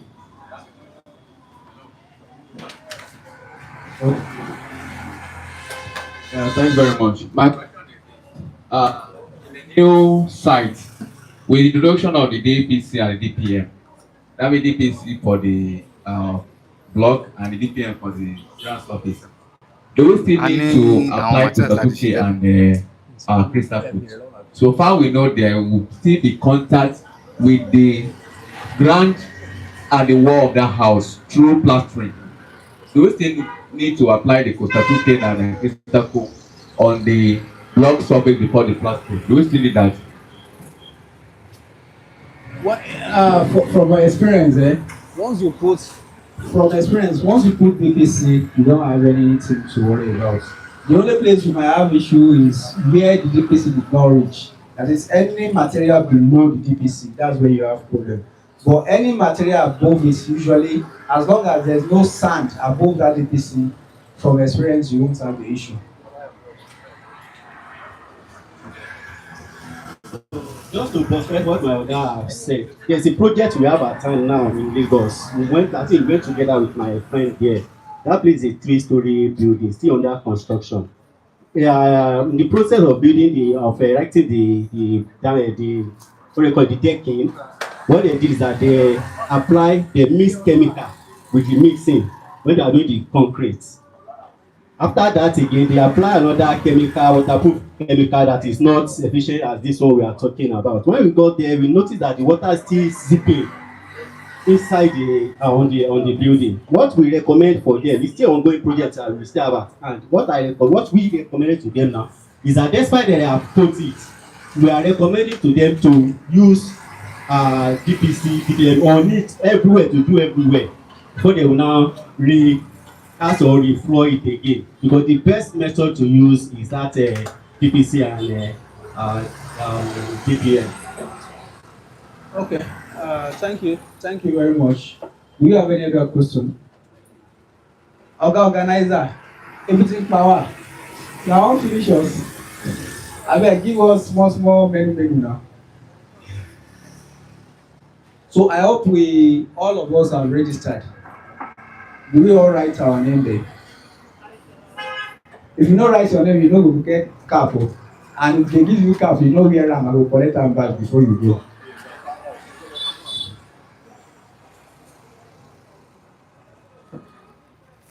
So now we did not discuss the coverage of this material. All of you want to go and bash it. You did not know what does it cover. One material. We want to ask Abi 100,000 to my account 00. Why you call your own account? You owe me 200,000. So now each of these material, both Costa 2K. Costa 2K comes in liquid and cement. You can see the liquid is the keg, this yellow keg. So this is the cement for Costa 2K. So that's how it comes. That's the liquid there.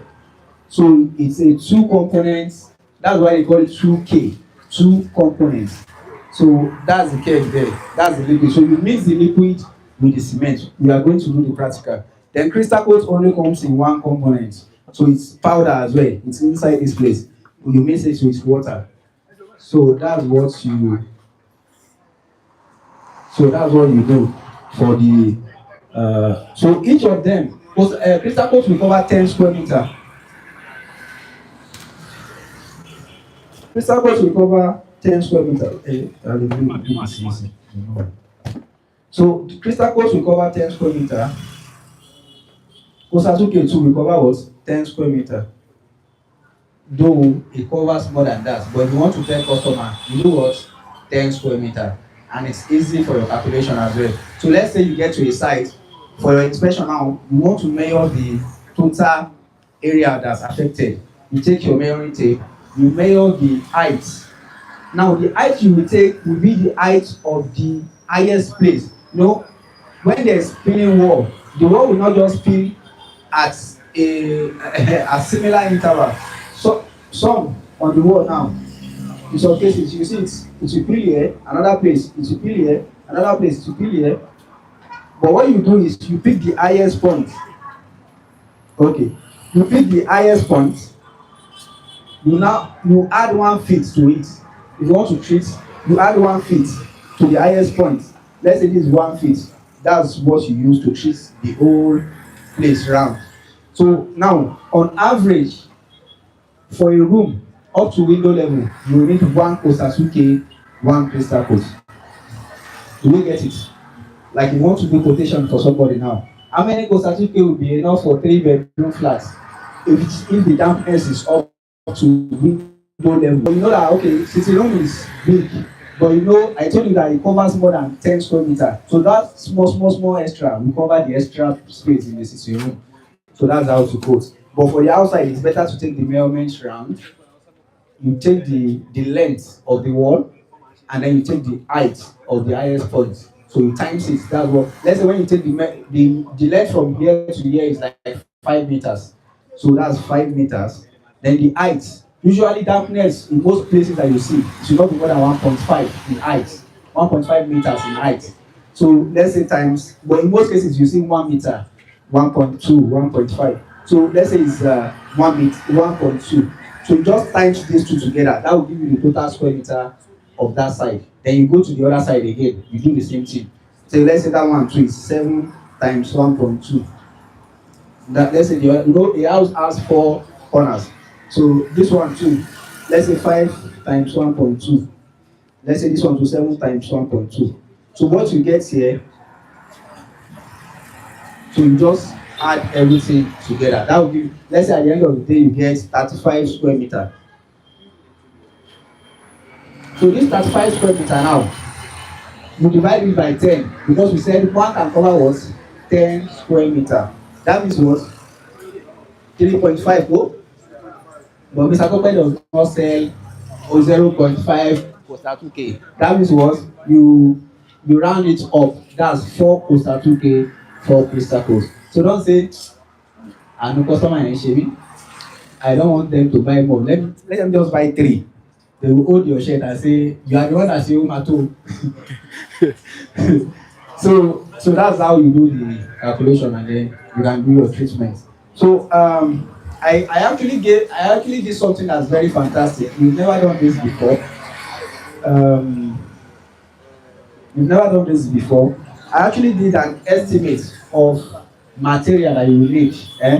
Though this thing I've not cross-checked it. It's just this morning that I was just trying to do some things. I did some calculations. Do we even have access to that? Let me see. So I wrote it down so that when you want to do your quotation, you know what you want to give. Now, these are the materials you need if you want to do a single room. A single room, and you say it's like 10 square meter. If you are tracing it to the window level. So for 10 square meter,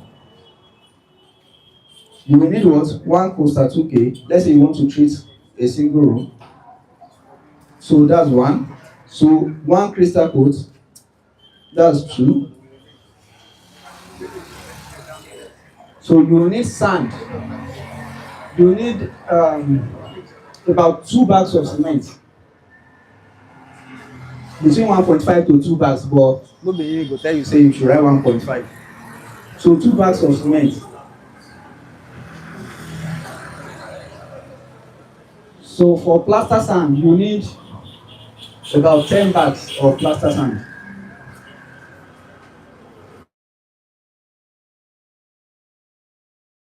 You need no, for Osasuke, you also need screening material, because when you are done, you need to do the wall so that nobody will know you have done anything there. It will look nice. So you need screening material. You can call your screener, but usually you use about 1 POP,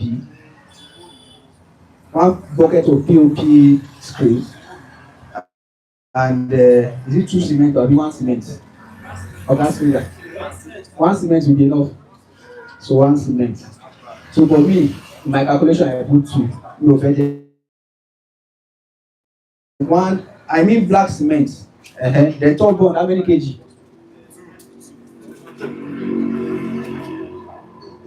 So these are the material you need for a room.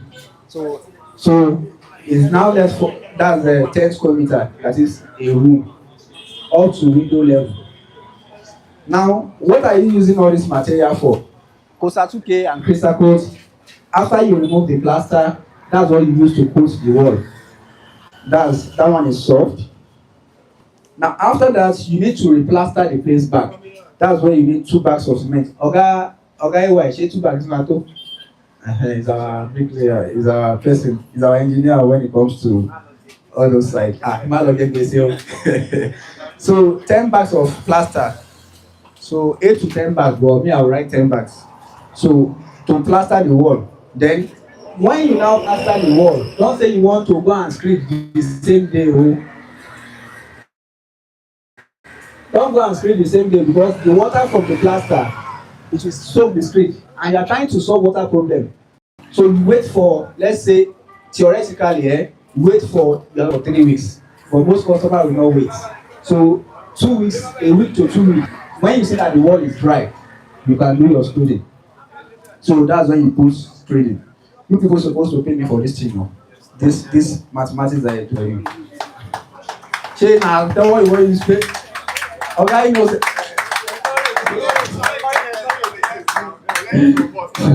So this one is top bond. So those are the materials for a single, that is for per every 10 square meter. So that means if you have 100 square meter now, let's say you have 100 square meter, who knows mathematics to show us how many material you need? So that means times what? Times 10 times 10. So if you have 20 square meter, that means what? Times 2 times 2. I don't know, I have given us Ojo, Papa, you use one. When you are charging, you charge that is your work that is not good. That's why if you want to give us work, even though we are not the one that will put primer for you, we must add primer so that you don't go and spoil our work for us. So these are the materials.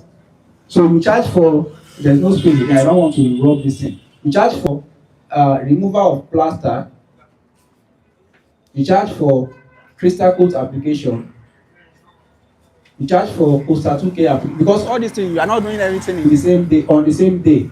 But at least sometimes we usually combine removal of plaster and crystal coat together. So depending on how big the place is, if it's just a room, you can remove the plaster and put crystal coat today. So then we have replastering. We have what? Rescreening. And if you want to do the work, you can also say, okay, let's put primer. And if you're a painter as well, you can also take the painting job if someone wants to give you. But in most cases, for us, or maybe because our salespeople are not they are not working very well.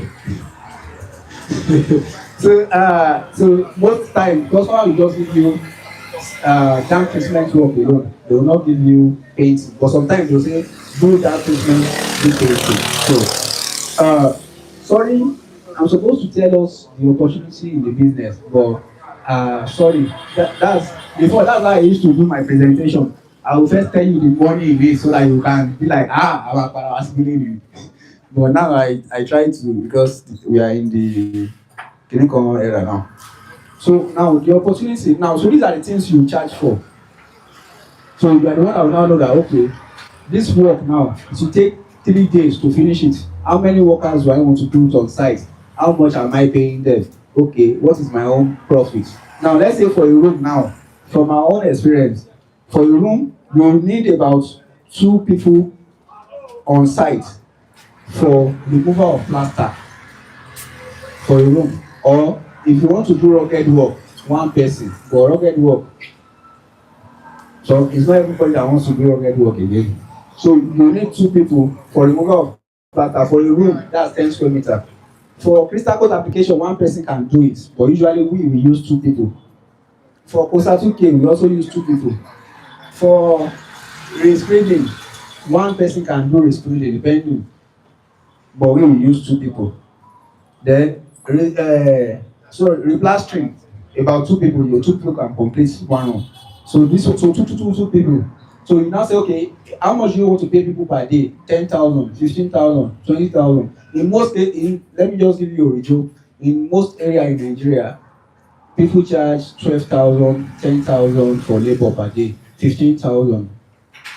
Some good companies like our company, we pay more. So, all this place now, since you are using 2 people, and you know that, let's say your own rate is 10,000, that means what? You charge 20,000. That means all this material, let's say all the total cost is 200,000. I'm just saying, I don't know how much. You go and check how much you are selling cement and all these other items. That means 2 times 10,000, that's 20,000. So, and if you are paying like per day like this, so in some cases, trader might be like, if you over 10,000 per day, you share that one. So you have to negotiate with your screener and see how much you want to collect. So you do that. Let's say 20, 20, 20, 20, 20. That's 1, 2, 3, 4, 5. That's 100,000 for workmanship, for labor. So you add the 100,000. Now don't forget transportation. You are carrying transport to deliver out. You see all these crystal coats, all this sand, cement. So you can just use your discretion. You go road to this place. Maybe go to you collect like 5,000. So maybe 3 times. You can save 15,000 for transport. I don't know. Most of us are not seeing it again. So now you now say now your own profits, how much you want to gain. Like on a project that's costing about 215. This one is just I did not calculate it realistically now because when I did the calculation it was around it was around 190. No, it was more than that. So but just do the calculation. So now on a project of 215 315,000 now, how much you want to make as profit? Realistically, who can answer? You collect work, everything costs plus labor plus material. It costs 315,000. How much do you think your own take home as profit should be? Eh? You guys say this people you are my target audience. So 100k. So 100k is good. It's good as profit. So plus 100k. So that means, but if you tell customer say 100k, they go still price am. So you can just put 150, or you see that this person, like the guy, put 200 and say wait for them, but you know that 100k you cannot go below it. But if it's your family member, you can say 80k I still manage. Say baba sanwo na when we pay water bill, when we use so you can see. So at the end of the day you be getting something like 466 calling 465 465 465 because this one is 160 465,000 for a room. This is not real calculation. When I did the real calculation, but what I charge, you people should not charge it too. Because if you charge it, nobody will wait for you again. Wait, I don't know if you want time treatment. So the reason I did this is because people will ask me, Mr. Tope, how do you charge your rate? But it's not good for me to give you my own rate. Once you know the material you need, it's now less for you to say how much profit am I okay with. So these are the way you can calculate. So do we have any questions?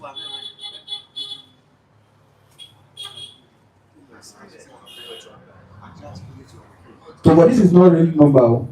This is not real number. But for a room, if you want to make money, if you don't want to do iṣẹ́ and then still use your money to complete the work, we all know how that goes. So you'll be spending more than about 450 to 500,000. That's if you manage. But you can go and do your own calculation. Maybe me, I don't know mathematics very well. So that's why I say dam treatment is not cheap. So if you see somebody that say, I want you to do dam treatment for me, don't rush into it, because when they start seeing paint billing after 2 months, they come and carry you. They say, suppose man, 2 years, buy anything, 2 weeks, you take me. The water is coming back. But when you do it right, there are projects we've done about 2 years now that I did personally. Nothing is happening there. And we only use Kosasuke and Crystals. And people, even when you go to advanced country like China, they will tell you this thing use 15 years. The same material use 15, 20 years. And that is true because they already use DPC, they use DPM, they use hard mixtures. So that means any little thing that just come up, that one will last longer. But here that you are not using DPC, people don't even build it properly again. And you go and tell them 15 years. You go hear am. So I think that's that. Any question? Okay. After the removal of the last tree, you said first thing is Mr. Coach. After which one is going to come for it? Is after the removal, the Mr. Coach is going to follow. How many days are we going to wait before applying on? Yes. So after removal of plaster, but the plaster you are removing is only for the affected area, and then you add 1 feet to it. Don't go and remove plaster for the whole house. So you remove the plaster, you wet the surface, you apply crystal coat. That you can apply it that same day that you remove plaster. Now you wait for 24 to 48 hours to come back and apply Kosasuke. But the crystal coat you are applying is 2 coats. Those of us that paint, we know that 2 coats or maybe no matter. You get. So You put crystal coat 2 coats. When you put the first coat, when it's about to dry, automatically beton, like when it's about to dry, then you put the second coat. If you put your first coat horizontally, the second coat should be vertically. What do I mean? This is your brush. You put your first, if you put your first coat like this, your second coat will do like this, so that you are sure you cover everywhere. So now you do that, you wait for 24 hours To 48 hours. depending on how the customer give you time.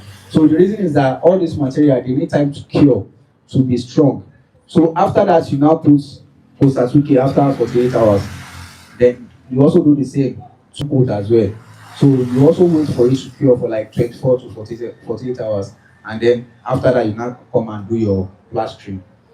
But I would like Mr. AY to come and share some experience, because plastering all this material is not like plastering normal wall. If you plaster some of this material, you start seeing crack. So it's one that I usually handle plastering for us. So he will explain some things so that some of us will be able to understand.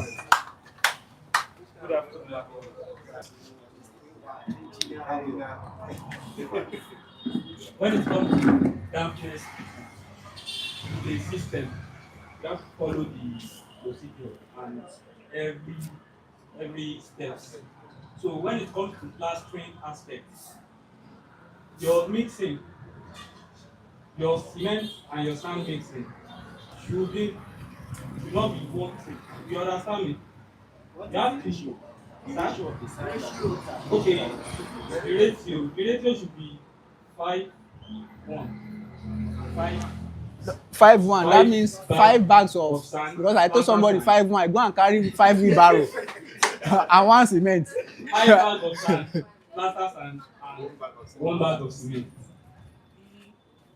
On the other hand, your plaster sand, you should add sharp sand with it. Both plaster and sharp sand should be 3 plaster sand and 2 sharp sand. You understand? For 1 bag of cement. So your mixing should not be watery.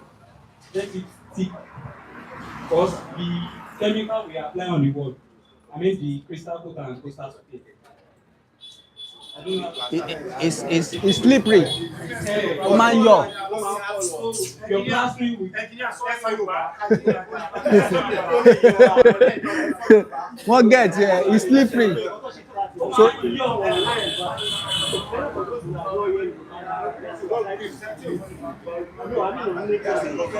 so oh my year is slippery. So your plastering should be thick.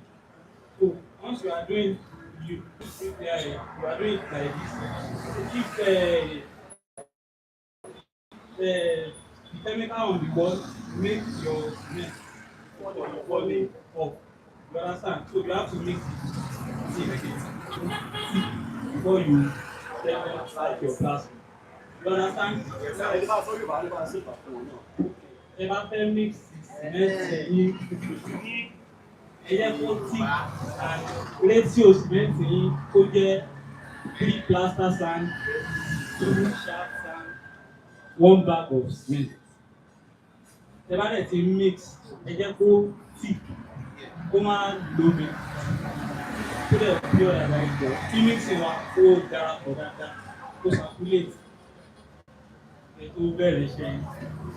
Ta ni kò understand the Then what about the cracking? crack? How do you normally cover the crack? About the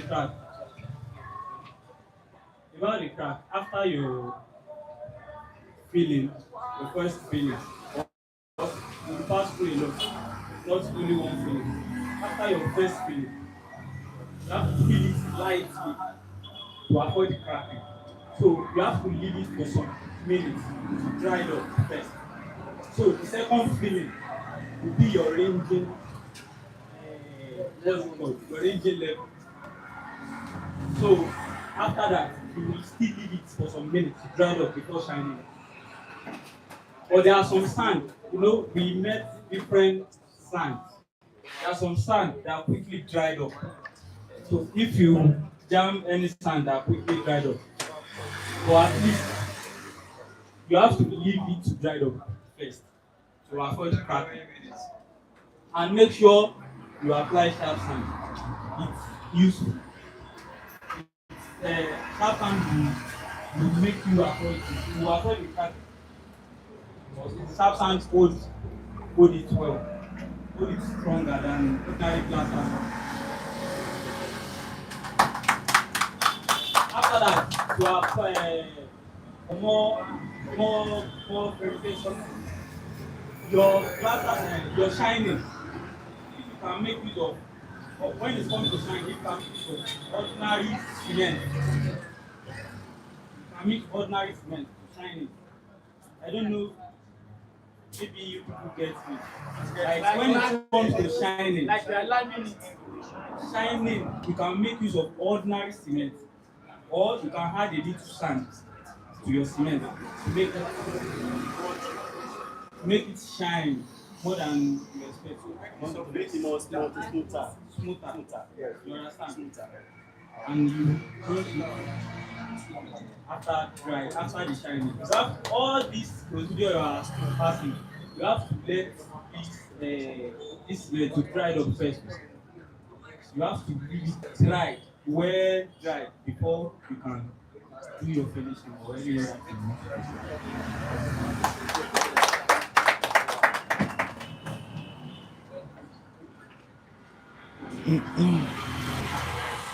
All right, I think it's time for us to quickly go into practical. So I will continue. Okay. The question I want to ask, I've expected one or two of us to ask that question. Why is it very important for us to have this knowledge, to know what that place is all about?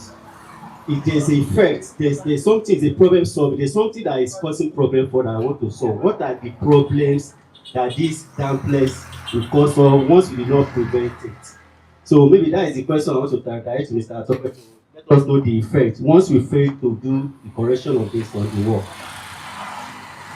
Okay, thank you, sir. So,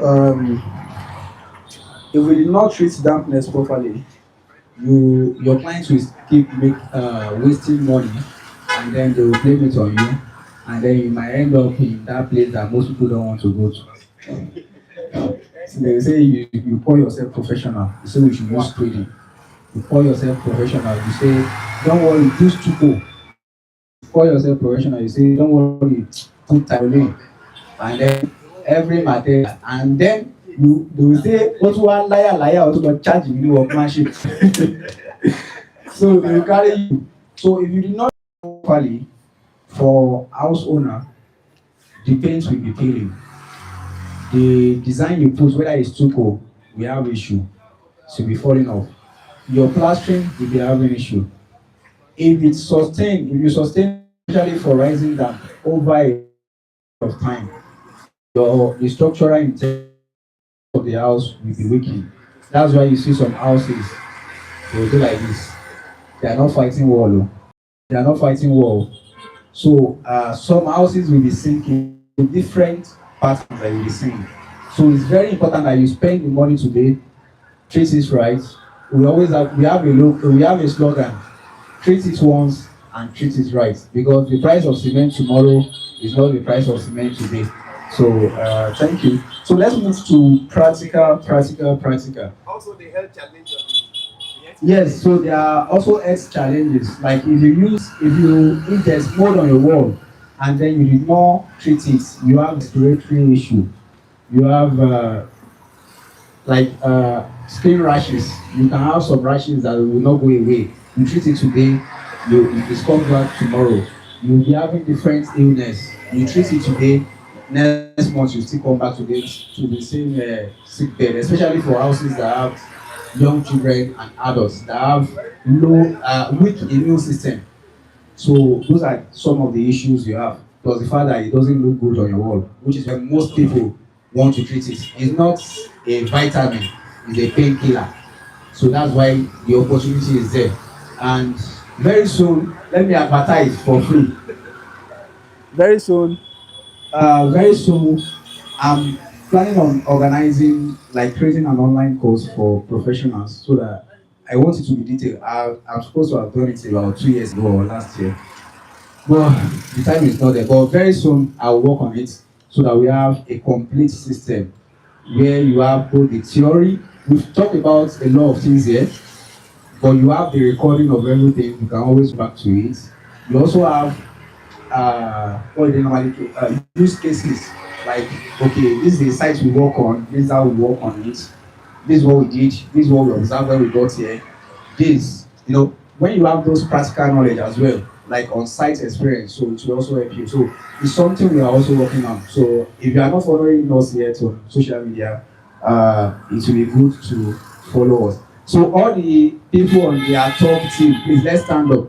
So let's recognize our team that make this possible. So let's stand up, Mr. Saeed, Mr. AY. So if you are from our top, let's stand up. Let's stand up. Let people see you and no hide your face. So these are some of our staff. So some of them come from Akure, from our Akure office. Some come from Lagos office, so they've been here since yesterday.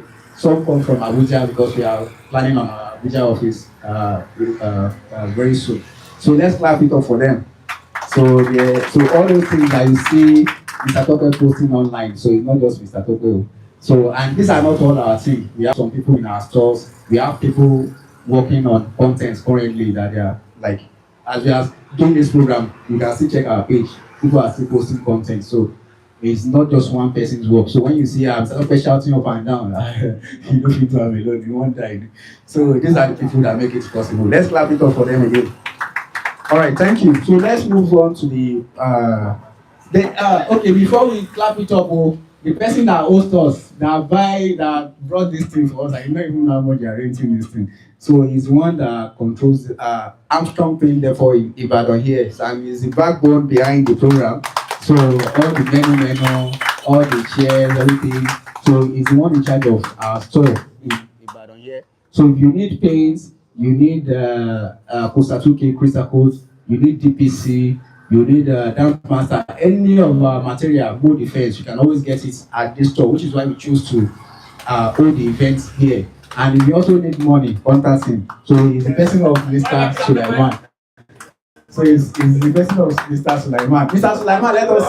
So he's the person of Mr. Sulaiman. So no, don't contact me for money. But if you want to buy material in Lagos, just reach out to me. I will sell it. And if you want to cash me money for 100,000, 500K, so I'm here. So let's move on to the practical session first. So we have we can all stand up so that we can just maybe witness the chair. So we just form a circle so that everybody can see. So crystal code first. So now, if we look at the wall now, normally we are supposed to peel the wall so that we get, I don't know, can we all see that corner? That block that did not put plaster on. So that's how we remove the plaster. That block, that's how we are supposed to remove it. But because it will take time, so we are just going to apply the chemical. So it's very important that we remove the plaster because in most cases, the plaster, so in most cases, the plaster is already weak. In most cases, so which is why we need to remove the plaster. So this is crystal coat. So once you open it, this is how it comes. It comes in a bucket like this. You open it, pure. So are we doing it? Yes, so then you pour water down. You will not pour water inside crystal coat. There are two different things. Some people are not saying, don't let us Mr. Ewe, so if we sit down, can we see it? Okay, let's sit down first. Let's sit down. Let's see. On the stage there. No. If they sit down and we're on the stage, they can see us. No. Because of the ball. Okay. Let's sit down. Let's see if we can see it because I want all of us to be able to grab. So can we all see? Those of us on that side.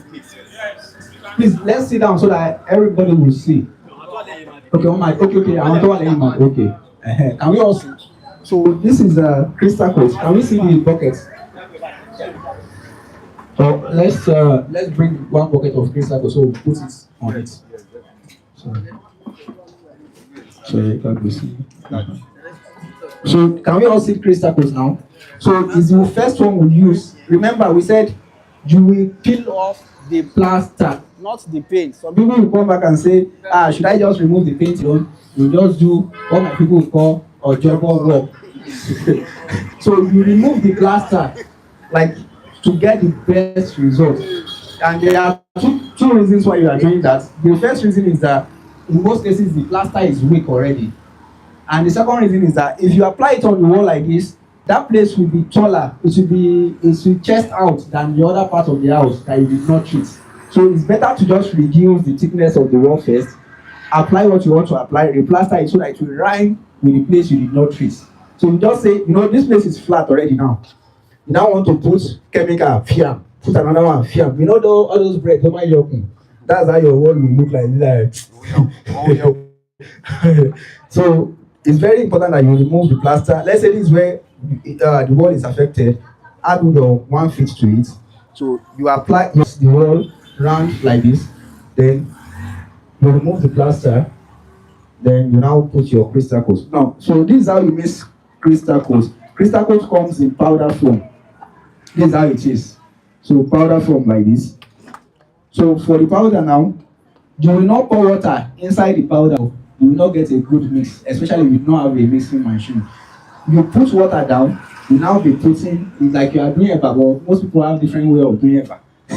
So you'll be putting oil, put the powder. So that's why I say 2 people on the side, because somebody will be putting it, another person will be steering it. So for us, we normally use a mixing machine. But if you don't have this one, will also work for you. So just use stick. So most people online will say, why don't you use machine? Most people don't know that when you see online, even though we have mixing machine, we intentionally do it this way because we sell products, and it's not everybody that will be able to afford mixing machine.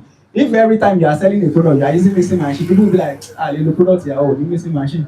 But when you do it this way in some videos as well, don't be shy to do it. You can still mix it well. What you need is to get a consistent mix so that you don't have lump in that event. Please always use nose mask. We will not prepare for nose mask. So always use nose mask while you are mixing it. So you mix it until you get a slurry mix. Mr. Innocent, is it okay? So until you get a slurry mix, for those of us that paint, until you get something that looks like paint, immediately, but paint it to work only seriously.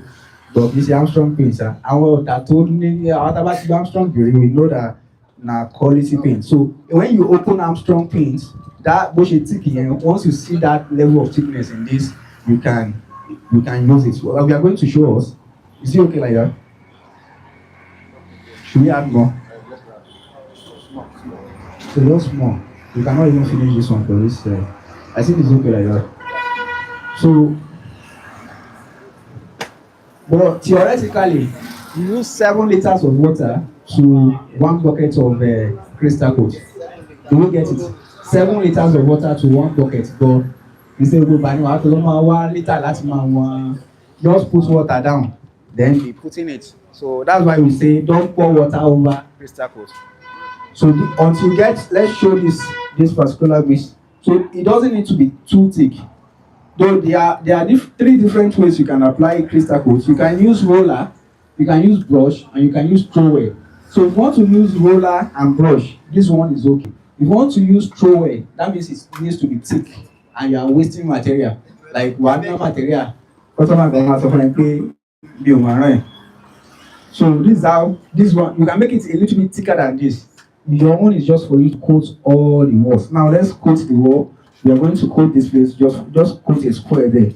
So for sample. So if you have questions in between, you can be asking.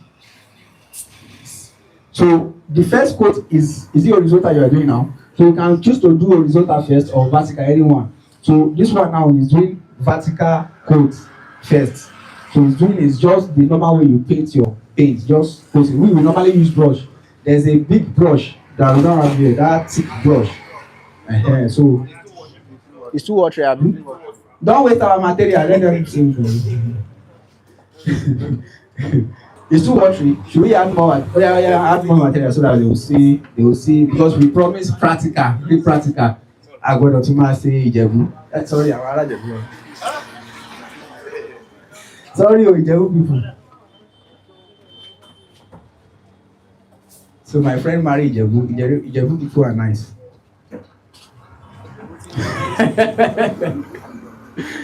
We have some Ijebu people here. Okay. So like the way you see now, when you apply it on the wall, you see that it's watery. You can always add more. So it's even part of the experience as well. Let's try it. Let's check it again. Alpha, is it better?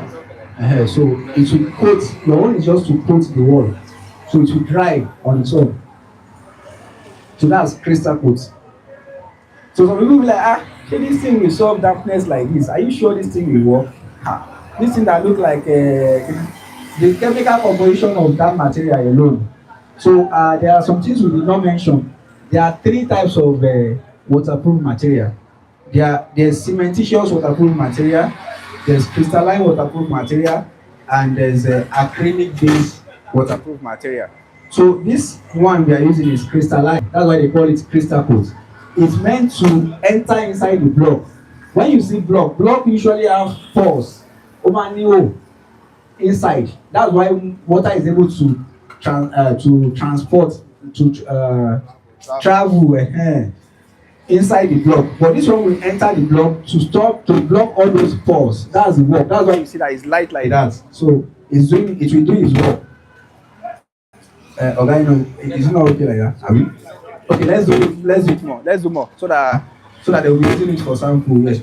Continue. Don't do so. The store will be using it for sample. Anybody that wants to come and buy.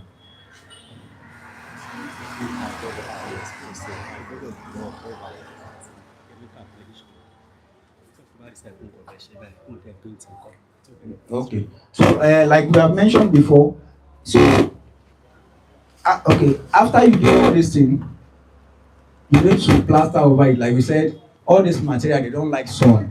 You need to plaster over it or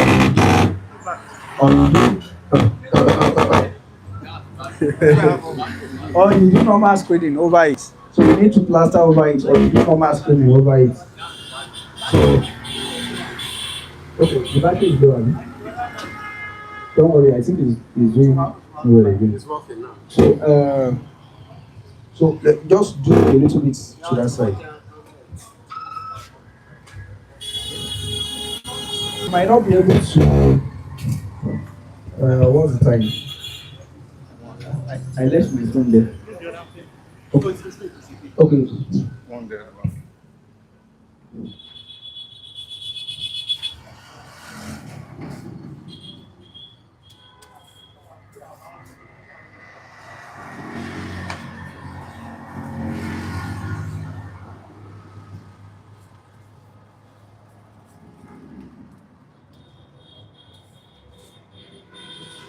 There are some people that I used to see their video, they will be using other people's paint. If I catch that person, she will not use Armstrong, eh? The person I'm talking of will know himself. I will use one eyes to look at the person. Yes. Yeah. We'll be using another paint. We will not use Armstrong. When we have Armstrong here. Yes, sir.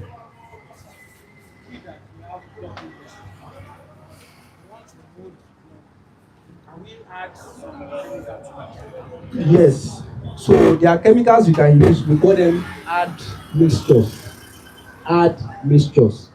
So those chemicals, they are when you want to block the block, you mix it with the sand and when you have done that I don't know how they normally do block. That sand, you put sand down, you put cement, so you mix it inside that too. So to make the block stronger. So you can reach out to me. Those are special products. So they are not too expensive, but when you calculate the unit cost,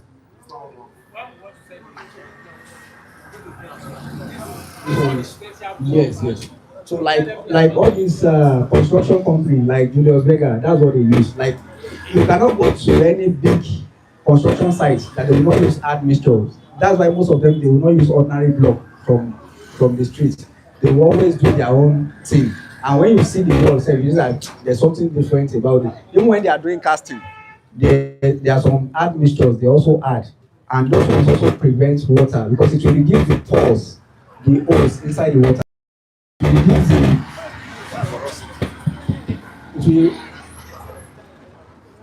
it will it will reduce the pores inside up down. It will reduce the pores inside the. It's like maybe I put something. I don't know. It will reduce the pores inside the concrete, so it will not let water travel easily. So this one now, the reason you are also seeing all this line is because It's too flat. the surface is a smooth surface.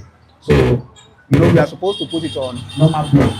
So that's why you are seeing all this reaction. The other side that has normal block is too tiny. It's too there's no space unless we will use that place. So do you have any other question? Any other okay.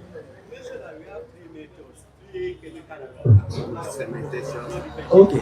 Now this one is crystalline. This one is meant to enter inside the pores of your block to block all the pores. Now that's crystal coat. That's the block. Coastal 2K on the other hand is a cementitious material. That one will block like any other moisture that now has chance to escape from the pore again. It should block it so that it will not come to your plaster. So it's a two factor authentication. So that's why when we tell you that when you use only crystal codes, it will use 2 years as a lifespan. But when you combine it with Costa-2K, it will last what 3 to 5 years. That's if you did not put BPC. When you put BPC, it can last up to 25 years. So Costa-2K is cementitious. We call it cementitious waterproof system. So cementitious, that is, it's cement. So cementitious. So the third type is acrylic base. Acrylic base are like paints. You see some people they say, come and buy Kinikon waterproof. Come and buy Kinikon waterproof. It's like paint. You just put it to you use it to paint the surface. But that one is not as effective because you have not even though like if you want to paint it, it doesn't have that strength. It doesn't have that strength.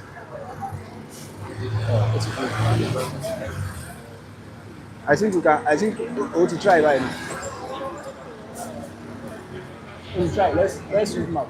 So it doesn't. All those acrylic based systems, they don't have that strength to handle like when you have a lot of water on the wall. So acrylic based system, they are not as effective. But generally in the world, they use cementitious material. So generally in the world, they use cementitious system, that is Costa-2K. But when you combine it with crystalline system, you are sure it will last long. So this thing is not dry today.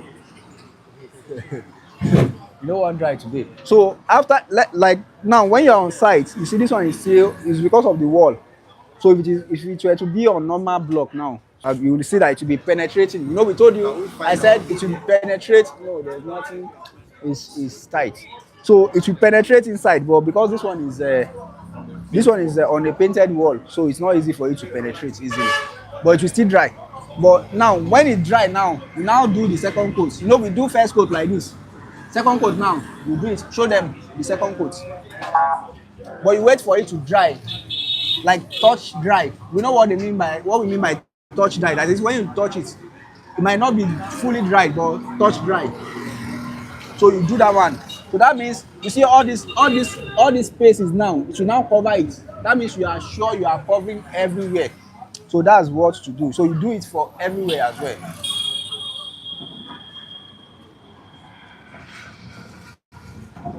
Just for formality. Yeah, just for formality. Again, if you notice that it's too watery, add more material.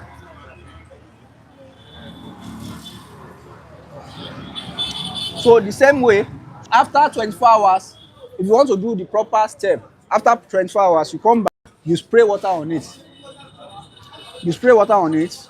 After 48 hours, you can also spray water on it. And then you can apply your Costa-2K on top of it.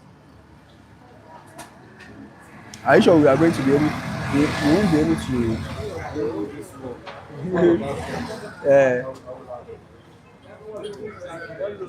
Tight. Nevertheless, but Capture. they understand. Like, just Yes, they understand. No, don't worry. We already have. And if you want a proper site video, we have video. In case you want like real site work, we have videos on how we apply everything on a real site project. So this one is just for I see them doing it. You know, there's difference between you seeing seeing video and then seeing them mixing it.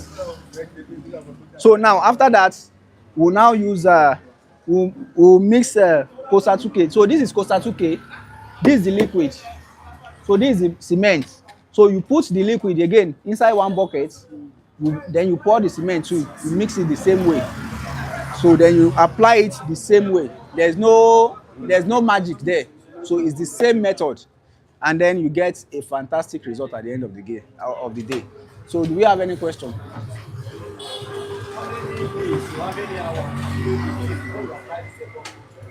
Yes, when you see that when you touch it and it's dry, not that it's fully dry, but it's like, you know, when you see like there's something called touch dry, like you touch it ó sì lè tutù lọ́wọ́, but téèyàn bá ṣe báyìí kò ní, like this one now fiam, you see that it's still wet, but sometimes you do like this fiam, you just do little something on your hand, that is okay like that, you can push your second stage. But if you have the whole time in the world, just wait for it to dry. So but most times you don't have the whole time in the world. Customer will tell you, I want to deliver in 3 days. Always tell them you cannot deliver. Yes, sir. Yes, sir. Yes, sir. You will meet our manager in Ibadan here. Yeah, now. You see store, odidi store ńlá báyìí. Ẹ bá tú tẹ́ǹtì kúrò. So somebody wants to ask us. Okay.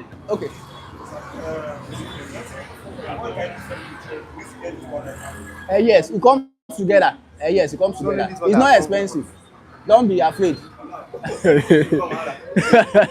So it's not expensive. So you mix the two together. So it comes together. This one is component B, Abikino Consilara. Component A, component B. So it's Ibeji. It's Ibeji. Any other question?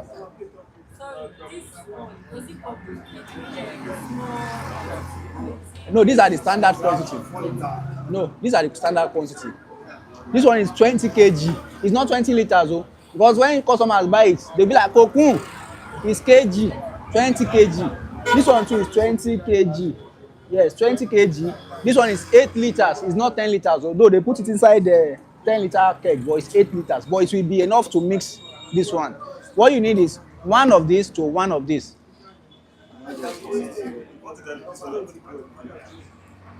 You can do it twice. You can pour half of liquid, half cement when you finish it. Because if you leave it for a long time, it can cake. So it's better to use put the one you can quickly use before you mix the rest.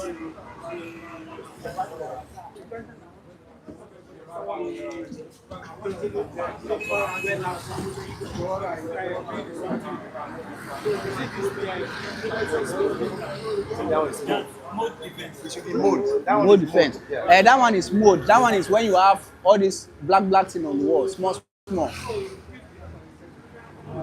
okay, wetting of the. Okay, yes, okay. Yes. Like they are spraying something on the wall, and that's what.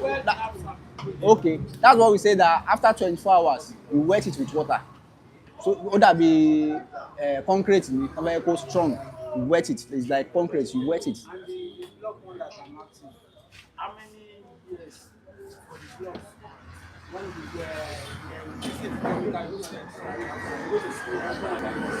How many years? And after I built this house, are they going to use this thing? You see, like I said, dam treatment is not one thing. It's multiple things. Now, if you see Lafarge now, they are selling one cement. They call it waterproof cement. That cement does not mean that when you use it, rising dam will not affect your house again. No, it should only reduce the impact of that thing. That you use that admixture does not mean now your wall will not have issue, but it will reduce it. Ẹni tí ò lò àti ẹni tó lò, you see that ẹni tó lò we have like tó bá ṣe máa peel kò ní wà so that's the essence of those chemicals. Any other question?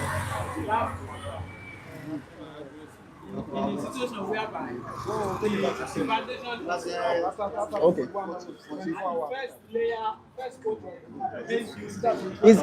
He's asking an important question that most of us will see on site. You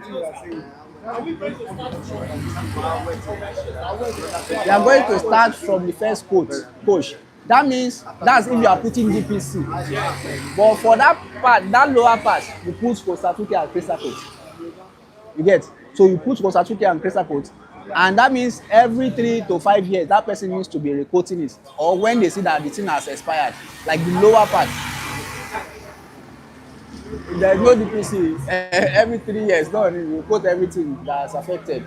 So, but if there's DPC, if there's no DPC, you can still introduce DPC like the way we said.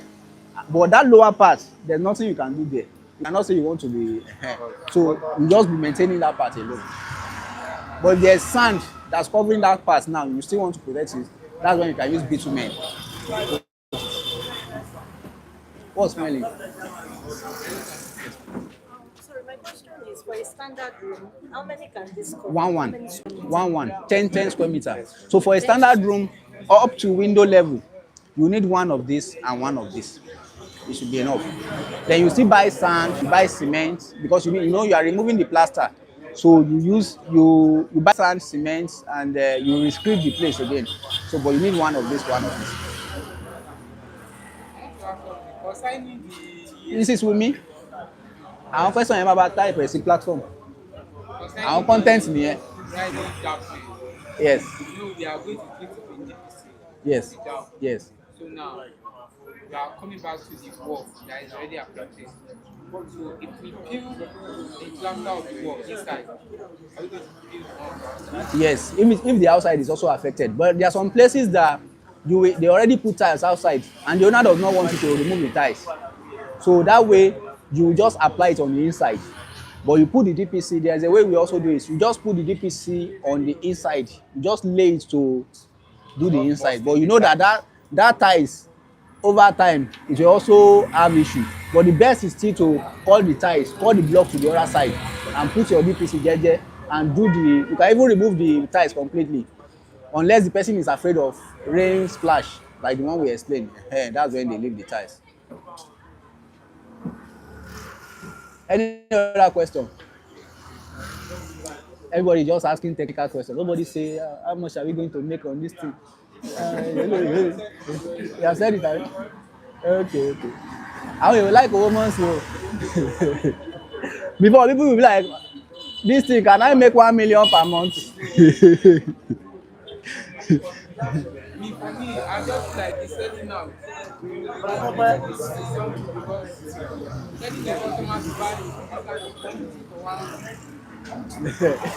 It's a lot. No, people do it.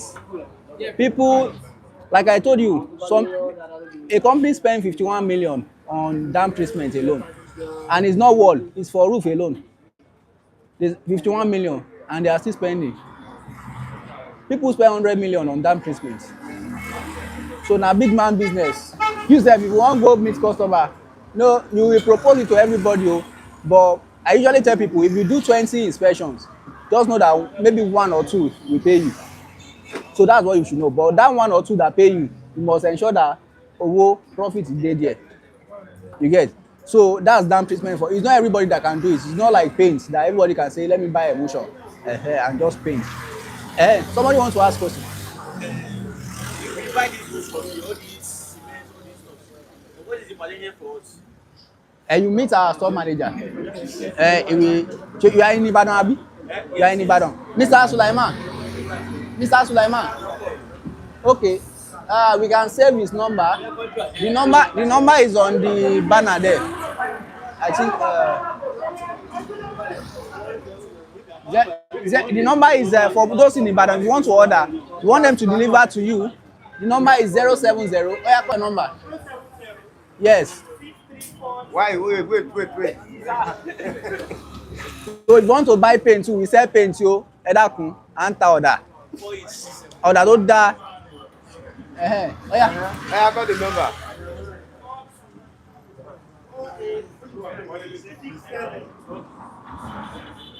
So that's the 6342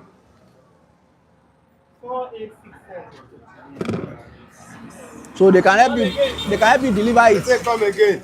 To anywhere you want to deliver to. So and you can always come to the store. Yes, we have store in Lagos. Where do you think I come from? Yes. So we have store in Lagos. We have in Abuja as well. Ife, we can supply to Ife. Every day we dey supply to Ife. So so anywhere you want to, even though you have projects in the north, just reach out. So you can reach out if you have projects in the north, you can reach out to him or you reach out to our office line. So that office line is 090 office line. If you want to deliver to Cameroon, that one you can call that number. So if you want to deliver to Cameroon, so our office line is 090 Cameroon, Abuja, Port Harcourt, Gombe, Kaduna, Kano. We still send to Kaduna day before yesterday. We sent to Ekpoma. So we sent to which other location today, sir? Want to send our order from that. So 090 43 57 58 96. So if you want to talk to Mr. Tope too, but most times I'm not the one that will respond, but you'll be attended to. But if you have a big project, they will say, Mr. Tope, attention. So 090 43 57 58 96. 090 43 57 5896. So and that's the phone number you see on our page as well. So if you go to TikTok, Tope Alao. If you go to Instagram, Tope Alao. If you go to Facebook, Tope Alao. So you see that number there. You can also send us a DM. So somebody will respond to you. So do you have any other question? So one other thing that we will normally do, because if you do 20 inspection, about 2 or 1 we pay. What me I do, I not say you should do it. We will normally charge inspection fee, because if you just imagine you are going to maybe within Ibadan, if you want to go to some places, you can be spending 5,000 on transport, and you do 20 inspection. That means 20 times 5,000, 100,000. So most times you usually charge customer. Sometimes depending on your level, you can say pay 5,000 or you pay for my transport. That's fair enough. But for us, we will charge 50,000 if you are going to come to your site. So that if you want to say, I want to refer Mr. Tope to you, always say, but you charge inspection. But because currently we charge 50,000, but we might increase it later. But that's what we charge, because we have the demand. But if you are just starting, we will not start from 50,000. We started from 10,000. And that time you even spend the 10,000 finish yourself. You never even reach your house. Because there are some places that are far, Sometimes we send people from Lagos to Osogbo. Imagine from Lagos to Osogbo, how much you spend, the wahala, everything. So that's what we charge. But for you, you can say, okay, just pay, maybe my transport is 3,000, just pay. So some customers will understand and pay you. And what we notice is that customers that pay for inspection, they take you serious. Though there are some people that will still, but at least you limit the level of seriousness, the quality of customers that you get. But if you are rich, if you are Dangote's brother, and you are, even Dangote is you can do it for free. So it's also normal. So do we have any other question? I said we send to Kaduna now. We send, don't worry, just send us a message. Even Ghana. Active 247. And Yoruba will say owó tí ògùn pa for transportation. You know what they mean by owó tí ògùn pa? Chekele money for transportation. So it will not be too expensive for you to transport. So we still send to Kaduna day before yesterday. And the customer is a repeated buyer. We still send to Abuja which day? So we still send to Abuja. We are just setting up branch in Abuja so that we can be supplying nuts from there. So because there's demand from that all those side as well. So if you, some of you, if you are doing this work, if you need guidance, you can always message us on that WhatsApp number I gave you, 09043575896, so that we can guide you. If you say, okay, you attended the dam treatment clinic, we'll pay more attention to you, that because we know you are serious about doing things right. So you can message us, so we'll guide you. And if you want to give, maybe refer project to us or need any assistance in any way, just reach out. Then if you post, maybe you post your work online, you can also tag us that, okay, this is dam treatment clinic or clinic, or just tag our name. Most of our platforms is the Tope Alao. Just tag us, so we also check your work and see if you are doing things right, or if there's any improvement, we'll message you in the DM. We know they drag people. So any other question?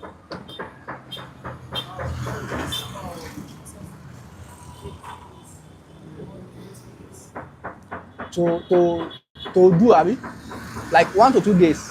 No. The whole process, abi. Yes, for everything, depending on how big the place is, you use 1 to 2 weeks. Sometimes we use, for the largest project we've done, we use about 30 days, because that is a big project, close to 1 month. There's one that's, because we need to wait for some things to dry, like the plaster, the screed, you have to be doing it small. So everything must, before you put another thing on it. That's the logic. So you have to wait. If customer rush you, always try to, one thing you can do is to create enough ventilation so that it will help the place to dry, because customers will always rush you. They want to do wedding tomorrow, they will say, come and apply Kosa 2K today. I've seen it now. One painter called me, and we did training like this in Akure, and the painter called me, I think it was before the training, and he was like, they want to do wedding tomorrow. I must put this thing. I don't have option. I said, do it, but create ventilation, but it's not the ideal way to do things. You need to wait for things to dry, but these chemicals too, one rugged, like they are rugged to certain extent, but if only be time rugged, they're not over you. So it's better to do things right, so that your customer will not end up blaming you. Do you have any other question?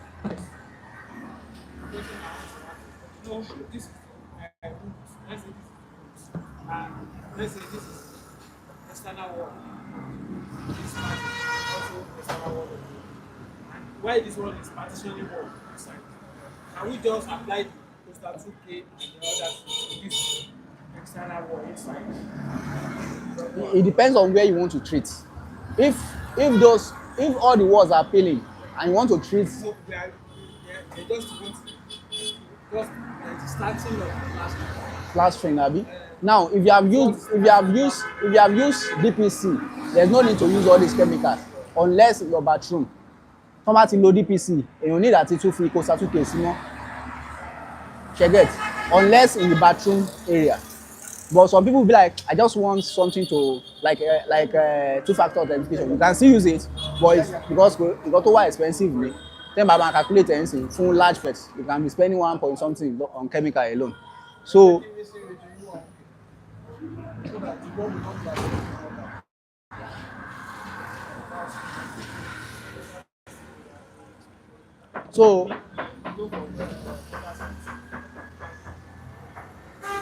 any other question? Mrs. Umi, are you getting it? Check get our question. You will watch the replay and post the question again. So do we have any other question? Any other question? In the absence of no question, it's like we'll shake up call it a day, abi, so that some of us that are traveling. So thank you to everybody that called. I hope we all got our cap. You not get your cap. You not register. Okay. Yeah, we can do video. We can about like no to clear. The leg tent pro. Okay, maybe we should use this back, but if we use that signboard outside. The signboard, abi.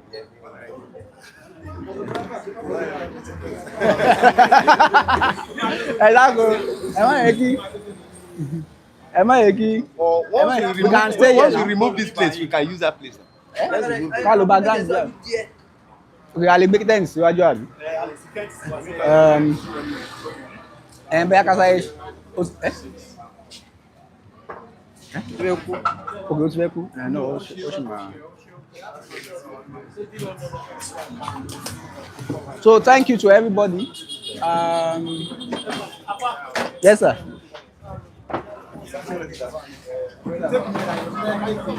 Okay, Oma, take 300. Òun ni standard size ta ní. Gbogbo ọdún yẹn máa bẹ̀rẹ̀ different size yẹn. Wàhálà ní ìmọ̀ dálẹ̀. Ṣe ní nọ́mbà yẹn lọ́wọ́. 09043 4357. Bó tẹ́ bá ní ìdẹ̀ ń bàdàn, nọ́mbà tí wọ́n ní. No, àwọn lẹ́yìn máa contact sọ ọ máa fast because ọ̀dọ̀ ara ẹ̀ tó láì jẹ́ tí mo máa send ẹ̀. Thank you very much, sir. All right now. I've been watching you through Facebook. So Okay. I came from Kano State. Just that we are friends. Wow. And we were saying, okay, you came late. Okay. I can still remember your face. I bought space for you at Akure. Okay. About 2 years ago. Okay. Well done, sir. Thank you, sir. You stay in Ibadan. This guy used to is the one I'm talking about. The one I'm talking about. Me. You go and buy that paint. I used to buy your paint. I do buy. But Mr. Sulaiman, do you know this person? I know you are very. You used to come and buy that paint. I know it doesn't. No, I patronize. Going to another place. I patronize your father. Should I'm patronize your father? I even called him. Okay, let's shift it. I wanted to give him work. I'm the big project. He's a big man. No, they collect small project. No, they collect project small. Yeah, let's carry this thing.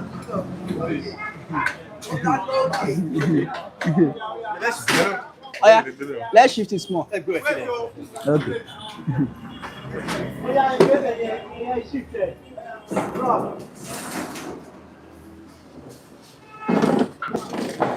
Ẹ máa wọ yín, ẹ máa rọ.